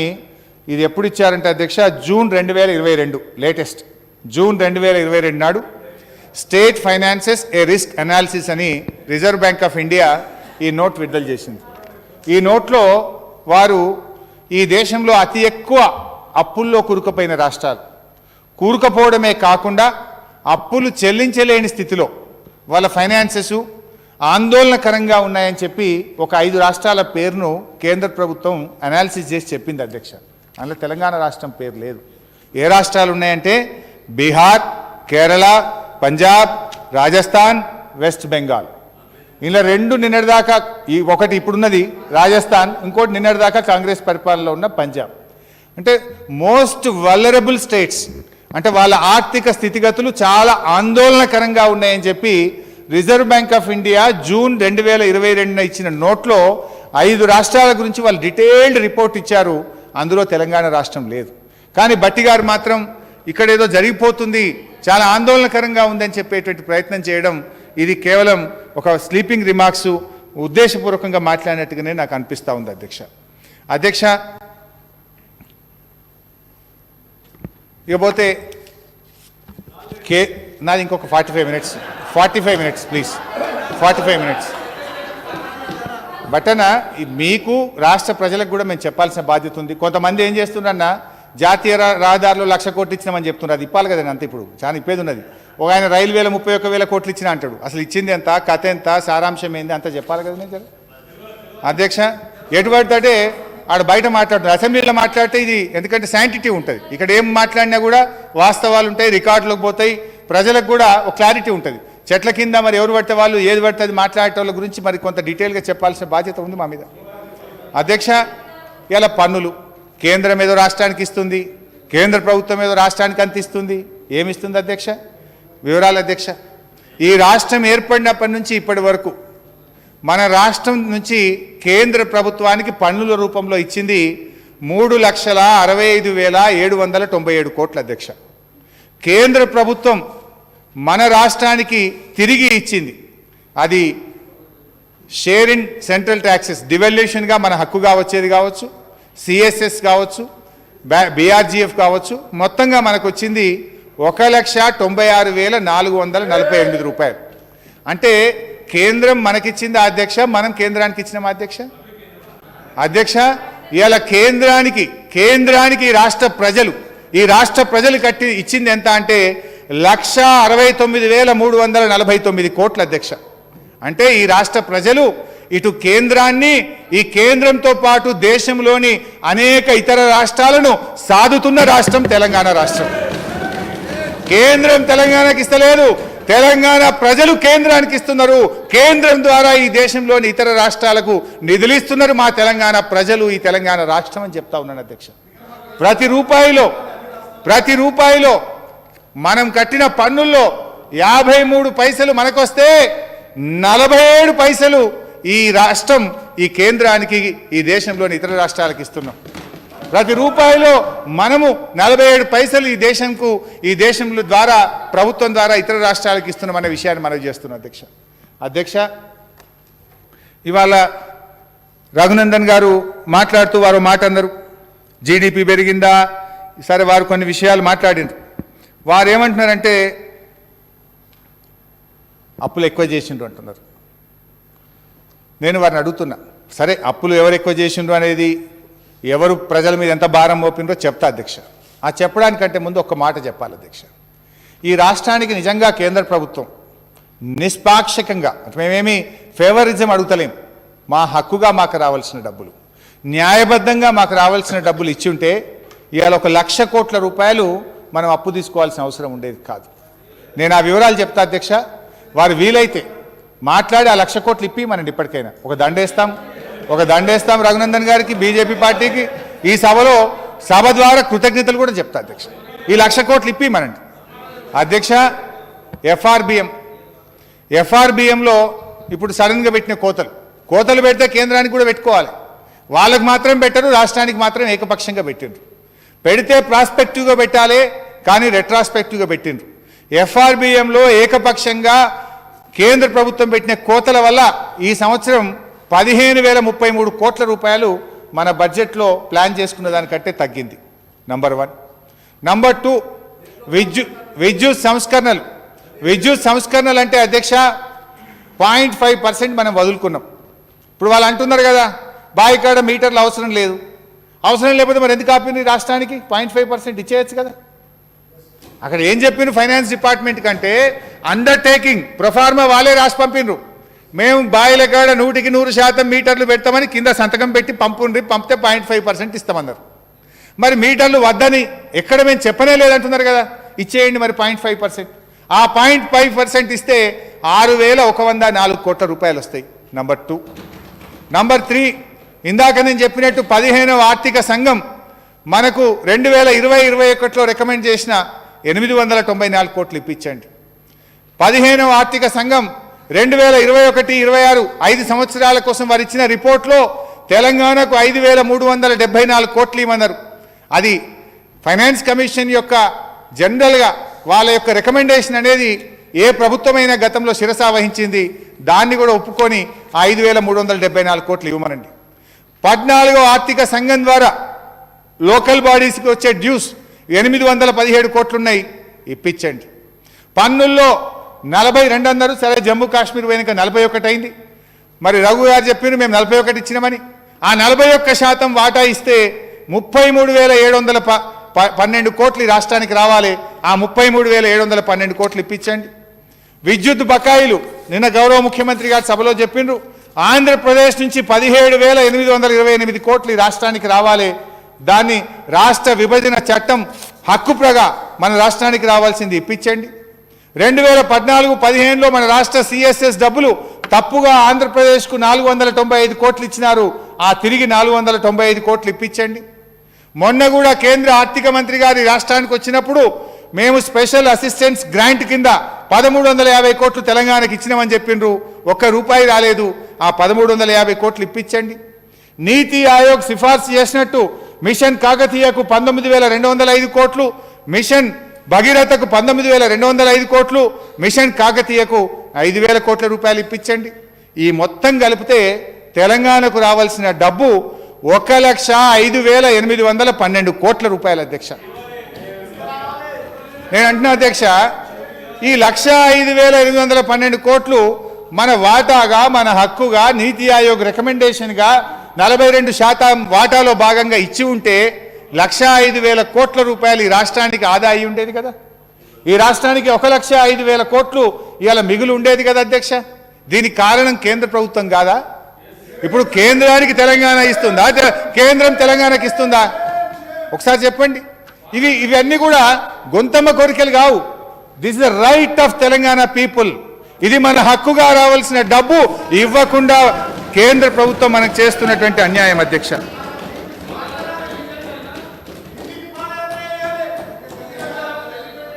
అధ్యక్ష, గౌరవ సభ్యులు మాట్లాడుతూ తెలంగాణ రాష్ట్రం చేసిన అప్పుల వల్ల ప్రజల మీద 1,25,000 రూపాయల పర్ క్యాపిటా అప్పు అయిందని చెప్పి గౌరవ సభ్యులు మాట్లాడినారు.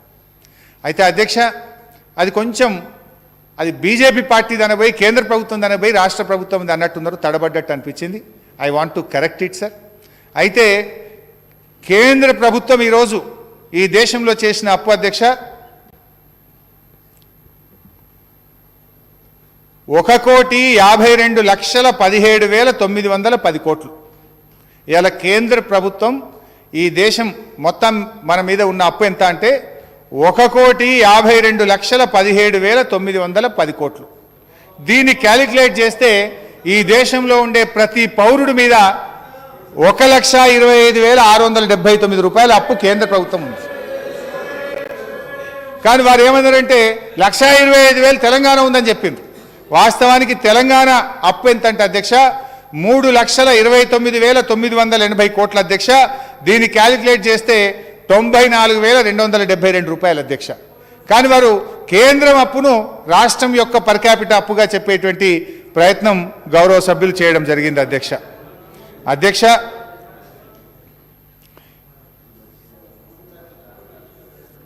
ఈరోజు ఇంకా చాలా విషయాలు గౌరవ సభ్యులు మాట్లాడినారు. బేసికల్లీ అధ్యక్ష, జనరల్గా మన రాజ్యాంగం ఇండియన్ కాన్స్టిట్యూషన్ ఏం చెప్తుందంటే అధ్యక్ష, మన భారత రాజ్యాంగంలోని తొలి అధికరణమే ఏం చెప్పిందంటే India shall be A union of states. దేశాన్ని రాష్ట్రాల సమాఖ్యగా నిర్వహించింది అధ్యక్ష. రాష్ట్రాల అభివృద్ధే దేశ అభివృద్ధి. ప్రతి రాష్ట్రం జాతి నిర్మాణంలో ఉజ్వలమైన పాత్ర నిర్వహించాలని, నిధులు అధికారాల వికేంద్రీకరణ జరగాలని, తద్వారా దేశ అభివృద్ధి జరగాలని చెప్పి మన రాజ్యాంగంలో పొందుపరచడం జరిగింది అధ్యక్ష. కానీ జరుగుతున్నది ఏంటంటే ఇప్పుడున్నటువంటి కేంద్ర ప్రభుత్వం సమాఖ్య స్ఫూర్తిని ఏమాత్రం గౌరవించకుండా రాష్ట్రాలు కేంద్ర ప్రభుత్వం యొక్క దయాదాక్షిణ్యాల మీద ఆధారపడాలని, కేంద్ర ప్రభుత్వం అనుకుంటేనే రాష్ట్రాల ఆర్థిక వ్యవస్థలు సజావుగా జరగాలనేటువంటి తీరులో ఇవాళ ఈ దేశంలో ఉండే కేంద్ర ప్రభుత్వం వ్యవహరిస్తూ ఉంది అధ్యక్ష. అంటే బీజేపీ ప్రభుత్వం యొక్క మౌలిక సిద్ధాంతమే ఏం కనబడుతుందంటే బలమైన రాష్ట్రం బలమైన కేంద్రం బలహీనమైనటువంటి రాష్ట్రం.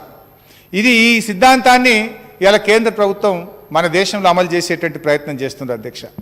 అనేక నిర్ణయాలు, ఈవెన్ ఉమ్మడి జాబితాలో ఉండేటువంటి నిర్ణయాల మీద కూడా ఏకపక్షమైనటువంటి నిర్ణయాలు.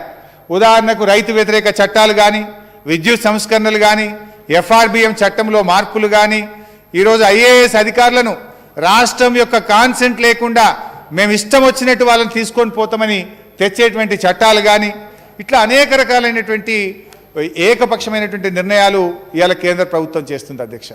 కానీ ఇవాళ కేంద్ర ప్రభుత్వం ఏంటంటే అధ్యక్ష, తామేమో చేస్తామని చెప్పే ప్రయత్నం చేస్తారు.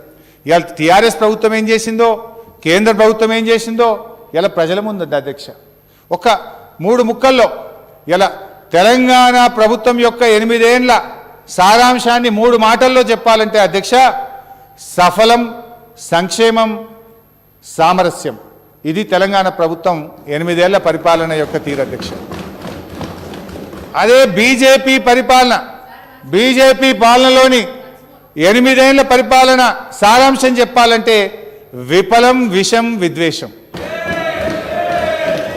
తెలంగాణ 8 ఏళ్ల సారాంశం సఫలం, సంక్షేమం, సామరస్యం అయితే 8 ఏళ్ల బీజేపీ పరిపాలన సారాంశం విఫలం, విషం, విద్వేషం. ఇంతకు మించి ఏమైనా ఉందా అధ్యక్ష? అధ్యక్ష, ఇలా దేశం యొక్క ఆర్థిక స్థితి క్షీణించిపోతా ఉంది అధ్యక్ష.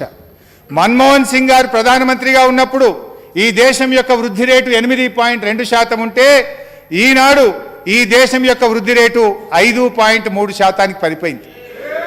దాదాపు దేశం యొక్క వృద్ధి రేటు 3% పడిపోయినటువంటి పరిస్థితి అధ్యక్ష. ద్రవ్యోల్బణం అదుపు తప్పిపోయింది అధ్యక్ష. విదేశీ మారక ద్రవ్య నిల్వలు పూర్తిగా అడిగంటిపోతా ఉన్నాయి అధ్యక్ష. రూపాయి విలువ అంపశయ్య మీద ఉన్నది అధ్యక్ష. 2014 కంటే ముందు డాలర్తో పోలిస్తే రూపాయి 59 రూపాయల 70 పైసలు ఉండేది అధ్యక్ష. ఈరోజు మన డాలర్ యుఎస్ డాలర్తో మన రూపాయిని కంపేర్ చేస్తే 80 రూపాయలకు పోయింది అధ్యక్ష. అంటే 30 రూపాయలు పెరిగింది. 30 రూపాయలు డాలర్ విలువ పెరిగిందంటే మన రూపాయి విలువ ఎంత పడిపోయిందో, ఏ రకంగా ఈనాటి కేంద్ర ప్రభుత్వ పరిపాలన ఉందో ఇవాళ మనం అర్థం చేసుకోవాలి అధ్యక్ష. దీనివల్ల ఏమవుతుందంటే సామాన్య పేద మధ్యతరగతి ప్రజల మీద తీవ్రమైన ప్రభావం పడతా ఉంది. దిగుమతుల మీద తీవ్రమైన ఆర్థిక ప్రభావాన్ని చూపిస్తుంది. పిల్లలు విదేశాల్లో చదువుకుంటే ఆ తల్లిదండ్రుల మీద రూపాయి విలువ పడిపోవడం వల్ల తల్లిదండ్రుల మీద ఆర్థిక భారం పెరుగుతున్నటువంటి పరిస్థితి అధ్యక్ష. ఇదేమో ఇట్లా అధ్యక్ష. ఇకపోతే ధరల పెరుగుదల. ధరలు ఎట్లా పెరుగుతున్నాయంటే రాకెట్ వేగాన్ని మించి ఈ దేశంలో గ్యాస్, డీజిల్, పెట్రోల్, నిత్యావసర వస్తువుల ధరలు విపరీతంగా పెరిగిపోతా ఉన్నాయి అధ్యక్ష. అసలు జీడిపి పెరుగుతలేదు. బహుశా జీడిపి డెఫినేషన్ మార్చినట్టు కనబడుతుంది. అసలు జీడిపి పెరుగుతలేదు కానీ గ్యాస్, డీజిల్, పెట్రోల్ ధరలు మాత్రం పెరుగుతున్నాయి. జీడిపి పెరుగుడు అంటే ఈ కేంద్ర ప్రభుత్వ హయాంలో గ్యాస్, డీజిల్, పెట్రోల్ ధరలు పెరుగుడు అన్నట్టుగా తయారైపోయింది అధ్యక్ష. అధ్యక్ష, వీళ్లకు ప్రజల మీద ప్రేమ లేదు అధ్యక్ష. ఇవాళ మీరు గ్యాస్ ధరలు ఎట్లా పెరిగినాయి అధ్యక్ష? ఆనాడు యూపీఏ ప్రభుత్వ హయాంలో 400 ఉన్న గ్యాస్ సిలిండరు ఇవాళ 1200 రూపాయల గ్యాస్ సిలిండర్ ధరలు పెరిగిపోయినాయి అధ్యక్ష. ఇవాళ గ్యాస్ పొయ్యి మీద ఉండే మంట కన్నా పెరిగిన గ్యాస్ ధరల మంట ఎక్కువ ఉన్నది. గ్యాస్ పొయ్యి మీద మంట మండితే ఆ మంట కంటే కూడా పెరిగినటువంటి గ్యాస్ ధర మంట ఎక్కువ ఉన్నది అధ్యక్ష. ఇవాళ కొంతమంది ఫోటోలు పెట్టాలంటారు, మరి సిలిండర్ మీద పెట్టుండ్రి, బ్రహ్మాండంగా పెట్టుకొని సిలిండర్ మీద ఎవరు వద్దంటురా?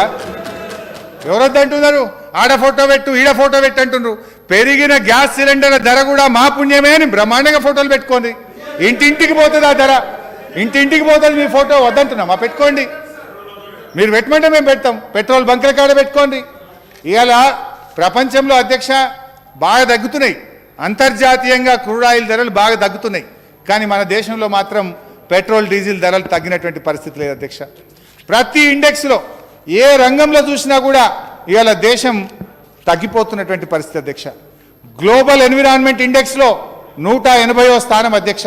అంటే పర్యావరణం ప్రమాదంలో పడిపోయింది. ఇవాళ అదే తెలంగాణ రాష్ట్రంలో గౌరవ ముఖ్యమంత్రి గారు చేపట్టిన హరితహారంతో ఈ రాష్ట్రంలో ఫారెస్ట్ కవర్ 7.7% పెరిగింది అధ్యక్ష. ఇది మేం చెప్పలే, ministry of forest government of India చెప్పింది. తెలంగాణలో 7.7% ఫారెస్ట్ కవర్ పెరిగిందని. గ్లోబల్ హంగర్ ఇండెక్స్లో 101వ స్థానం, అంటే దేశాన్ని ఆకలి రాజ్యంగా మార్చింది. వరల్డ్ హ్యాపీనెస్ ఇండెక్స్లో 136వ స్థానం మన దేశంది. అంటే దేశంలో దుఃఖం పెరిగింది, సంతోషం ఆవిరైపోయింది అధ్యక్ష. వరల్డ్ ఫ్రీడమ్ ఇండెక్స్లో 150వ స్థానం అధ్యక్ష. గ్లోబల్ ఇన్నోవేషన్ ఇండెక్స్లో 46వ స్థానం అధ్యక్ష. వరల్డ్ కాంపిటీటివ్నెస్ ఇండెక్స్లో 43వ స్థానం అధ్యక్ష. గ్లోబల్ జెండర్ గ్యాప్ రిపోర్ట్లో 135వ స్థానం అధ్యక్ష. ఒక అందమైన నినాదం ఇచ్చిండ్రు, బేటీ బచావ్ బేటీ పడావ్. ఇక్కడ జరుగుతుంది ఏంటంటే నా బేటీకు పడారే, నా బేటీకు బచారే. ఈ దేశంలో చూస్తే నిమిషానికి ఒక అత్యాచారం జరుగుతుంది, నిమిషానికి ఒక హత్య జరుగుతూ ఉంది. అంతకు మించి నా బేటీకు పడాయ్, నా బేటీకు బచాయ్. కరప్షన్ అయితే చెప్పనేలేం. ఇక కరప్షన్ గురించి చెప్తే ఇక అది కర్ణాటకలో కరప్షన్ ఎట్లా జరుగుతుందో బీజేపీ ఎమ్మెల్యేలే చెప్తున్నారు. అక్కడ కాంట్రాక్టర్లు 40% కమిషన్లు ఇవ్వలేక ఆత్మహత్యలు చేసుకుంటున్నటువంటి పరిస్థితి మనం పత్రికల్లో చదువుతా ఉన్నాం అధ్యక్ష. వీళ్ళు ఎంతసేపు మాటలు చెప్పుడే తప్ప ఎక్కడ కూడా లేదు అధ్యక్ష. ఇండెక్స్ల ఇగురం ఇట్లుంటే ఇవాళ నెరవేర్చని హామీలు చెప్పాలంటే అది చాంతాడంత పొడుగుంటుంది బీజేపీది. వీళ్ళు నెరవేర్చని హామీల గురించి చెప్తే చాంతాడంత పొడుగుంటుంది అధ్యక్ష. విదేశాల నుంచి నల్లధనం తెస్తామన్నారు, ఫెయిల్. పేదల ఖాతాల్లో 15 లక్షలు వేస్తామన్నారు, ఫెయిల్. ఏటా 2 కోట్ల ఉద్యోగాలు ఇస్తామన్నారు, ఫెయిల్. పెద్ద నోట్ల రద్దు, ఫెయిల్. రైతుల ఆదాయం రెట్టింపు, ఎంఎస్ఎంఈలకు గంటలోపు రుణాలు, ఫెయిల్. అర్హులందరికీ ఇండ్లు, మేక్ ఇన్ ఇండియా, పటిష్టమైన లోక్పాల్ బిల్లు, గంగానది ప్రక్షాళన, నదుల అనుసంధానం, టెర్రరిజం కూకటి వేళ్లతో పెకిలిస్తాం, bullet train, Har Ghar ko Jal, fail. Fail fail fail తప్ప వీళ్ళు చేసింది ఒక్కటి కూడా లేదు అధ్యక్ష. ఉత్తమ మాటలు తప్ప, భ్రమ పెట్టడం తప్ప ఒక్కటి కూడా లేదు అధ్యక్ష. ప్రభుత్వ రంగ సంస్థల అమ్మకం ఇవాళ 8 ఏళ్లలో నిన్న భట్టి గారు చెప్పినారు. ఆనాడు ఇదే శాసనసభలో విశాఖ ఉక్కు ఆంధ్రుల హక్కని పోరాడి సాధించుకున్నటువంటి విశాఖ ఉక్కును తుక్కుగా అమ్మి పారేసింది. ఇవాళ ఈ దేశంలో 23 ప్రభుత్వ రంగ సంస్థలను అమ్మేసింది అధ్యక్ష. అడ్డికి పావుషేరు ఇవాళ ప్రభుత్వ రంగ సంస్థల్ని అమ్మి ఉన్న ఉద్యోగాలు ఊడగొడుతున్నటువంటి ప్రభుత్వం ఇవాళ కేంద్ర ప్రభుత్వం అధ్యక్ష. ఇవాళ గౌరవ ముఖ్యమంత్రి కేసీఆర్ గారు ప్రభుత్వ రంగ సంస్థలు బలపడాలని ఈ రాష్ట్రంలో వివిధ ఆర్డర్లను బిహెచ్ఎల్కి ఇచ్చినాం అధ్యక్ష. అది తెలంగాణ ప్రజల, అది మన సంస్కారం, అది మన దేశ భక్తికి చిహ్నం అధ్యక్ష. కానీ అదే అధ్యక్ష అమ్మి పారేయడం బీజేపీ మార్క్ సిద్ధాంతం, బీజేపీ మార్క్ దేశభక్తి. బీజేపీ మార్క్ దేశభక్తి ఏంటంటే దేశంలో ఉన్న ప్రభుత్వ రంగ సంస్థల్ని అమ్మడం, ఉన్న ఉద్యోగాలను ఊడగొట్టడం, ఇది బీజేపీ మార్క్ దేశభక్తి అధ్యక్ష. కానీ తెలంగాణ దేశభక్తి, ఈ తెలంగాణ ప్రభుత్వం ఆర్డర్లు ఇస్తే ప్రభుత్వ రంగ సంస్థలకు ఇచ్చి ఒక బిహెచ్ఎల్ను బలోపేతం చేసేటువంటి సిద్ధాంతం టీఆర్ఎస్ పార్టీ సిద్ధాంతం, తెలంగాణ ప్రజల సిద్ధాంతం, తెలంగాణ ఇవాళ ప్రభుత్వం యొక్క సిద్ధాంతం అధ్యక్ష. అది నెక్స్ట్ ఉంది, విభజన చట్టంది నెక్స్ట్ బిల్ అది. మళ్ళీ దాని మీద 1 గంటన్నర మాట్లాడతారు. దాని సబ్జెక్ట్ అంతా డిఫరెంట్ అధ్యక్ష. అధ్యక్ష, ఇవాళ పాలిచ్చే ఆవును వెనకటికి కూడా కోత కమ్మిండట. ఇవాళ ఈ కేంద్ర ప్రభుత్వ పద్ధతి కూడా గట్లే ఉంది.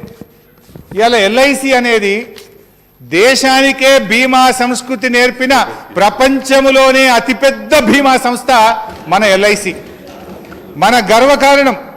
అటువంటి ఎల్ఐసి ఇలా కేంద్ర ప్రభుత్వానికి రాష్ట్ర ప్రభుత్వానికి ఇబ్బడి ముబ్బడిగా నిధులు సమకూరుస్తున్న సంస్థ ఎల్ఐసి. ఎవడన్నా పాలిచ్చే బర్రెని కోత కమ్మినట్టు ఎల్ఐసిని అమ్ముతారా అధ్యక్ష? ఇలా ఎల్ఐసిని అమ్మకం పెట్టింది అధ్యక్ష. అంటే మీరు ఎంతసేపు ప్రభుత్వ రంగ సంస్థలను అమ్మడం, ఉన్న ఉద్యోగాలు ఊడగొట్టడం, ఇది ఈ బీజేపీ మార్కు సిద్ధాంతంగా ఉంది అధ్యక్ష. అధ్యక్ష, ఇదంతా కూడా వైఫల్యాల చరిత్ర. ఈ వైఫల్యాలను కప్పిపుచ్చడానికి విద్వేష రాజకీయాలతోని ఇవాళ ప్రజల్ని విభజించే ప్రయత్నం చేస్తారు అధ్యక్ష. జనరల్గా అధికారంలో ఉన్న పార్టీ ప్రజలకు పోతే ఏం చెప్తారు అధ్యక్ష? మేము ఈ అభివృద్ధి కార్యక్రమాలు చేసినాం, మేము ఈ సంక్షేమ కార్యక్రమాలు చేసినాం, దేశంలో ఈ గుణాత్మకమైన మార్పు చేసినాం, తిరిగి మమ్మల్ని గెలిపించండి అని చెప్పి ఏ రాజకీయ పార్టీ అయినా, ఏ ప్రభుత్వం అధికారంలో ఉన్న పార్టీ అయినా జనరల్గా మాట్లాడుతుంటుంది అధ్యక్ష. కానీ దురదృష్టం ఏంటంటే ఇవాళ కేంద్రంలో ఉండే బీజేపీ ప్రభుత్వం దీపావళి వర్సెస్ రంజాన్ అని, ఇండియా వర్సెస్ పాకిస్తాన్ అని, శంషాన్ వర్సెస్ కబ్రస్తాన్ అని, 80 వర్సెస్ 20 అని, ఇది ఎవరైనా మాట్లాడతారు అధ్యక్ష? ఇవా ఒక బాధ్యతాయుతమైన ప్రభుత్వం ఇచ్చే నినాదాలు? ఇవా ఒక రాజకీయ పార్టీ, ఒక బాధ్యతాయుతమైనటువంటి పార్టీ ఇచ్చే నినాదాలు ఇవా అధ్యక్ష? ఇవాళ టీఆర్ఎస్ ప్రభుత్వం ఉంది అధ్యక్ష. మేము ఏం చేస్తాం అధ్యక్ష? పచ్చని పంటలు పండాలని పరితపించేటువంటి ప్రభుత్వం టీఆర్ఎస్ ప్రభుత్వం. కానీ అదే బీజేపీ మతం మంటలు పెట్టాలని ప్రయత్నం చేసేటువంటి పార్టీ ఇవాళ బీజేపీ ప్రభుత్వం అధ్యక్ష. గౌరవ ముఖ్యమంత్రి గారు మిషన్ కాకతీయతో, కాళేశ్వరంతో పెండింగ్ ప్రాజెక్టులు పూర్తి చేసి సత్వరంగా పాలమూరు పూర్తి చేయాలి, సీతారామ పూర్తి చేయాలి, మరి ఈ పొలాలకు నీళ్లు అందించాలని, ఈ బంగారం లాంటి పంటలు పండించాలని టీఆర్ఎస్ పార్టీ పరితపిస్తుంటే మత ఘర్షణలలో తలలు పగిలి రక్తం బారించాలనేటువంటి ప్రయత్నం కొన్ని పార్టీలు చేస్తూ ఉన్నాయి అధ్యక్ష. ఈ పంట పొలాల్లో గోదావరి కృష్ణా నీళ్లు బారాలనా, రక్తాలు బారితే మన ప్రజలు బతుకుతారా? ఒక్కసారి వాళ్ళు ఆలోచించాలని చెప్పి నేను కోరుతా ఉన్నాను అధ్యక్ష. అందుకే ఈ మధ్య గౌరవ ముఖ్యమంత్రి కేసీఆర్ గారు ఒక చర్చను లేవదీసినారు, ప్రజల మధ్య ఒక చర్చ పెట్టినారు అధ్యక్ష. ఏమంటే పచ్చని పంటల తెలంగాణ కావాలా, మత పిచ్చి మంటల తెలంగాణ కావాలా అని చెప్పి ముఖ్యమంత్రి గారు ఈ మధ్య ఒక చర్చ పెట్టింది అధ్యక్ష. ఈ రాష్ట్రంలోని మేధావులు, బుద్ధిజీవులు, ఉద్యోగులు, మరి కవులు, కళాకారులు, రచయితలు, మహిళలు, విద్యార్థులు ప్రతి ఒక్కరు కూడా ఇవాళ ఆలోచించాలి.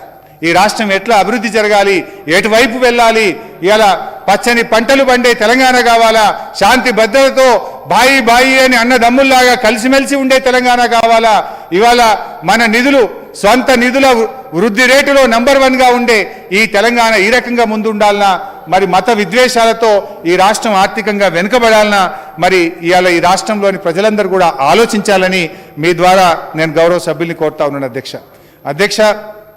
ఇవాళ గౌరవ సభ్యులు కోరినట్టు వారు ఎక్కడ కూడా ఆందోళన చెందాల్సిన అవసరం లేదు. ఈ రాష్ట్రం ఆర్థిక వనరులను పెంచుకోవడంలో దేశంలో మొదటి స్థానంలో ఉన్నాం. తీసుకున్న అప్పులు ఏ ఒక్క సంవత్సరం కూడా ₹1 కూడా మనం బకాయి పడకుండా సకాలంలో అప్పులు చెల్లిస్తున్న రాష్ట్రం తెలంగాణ రాష్ట్రం.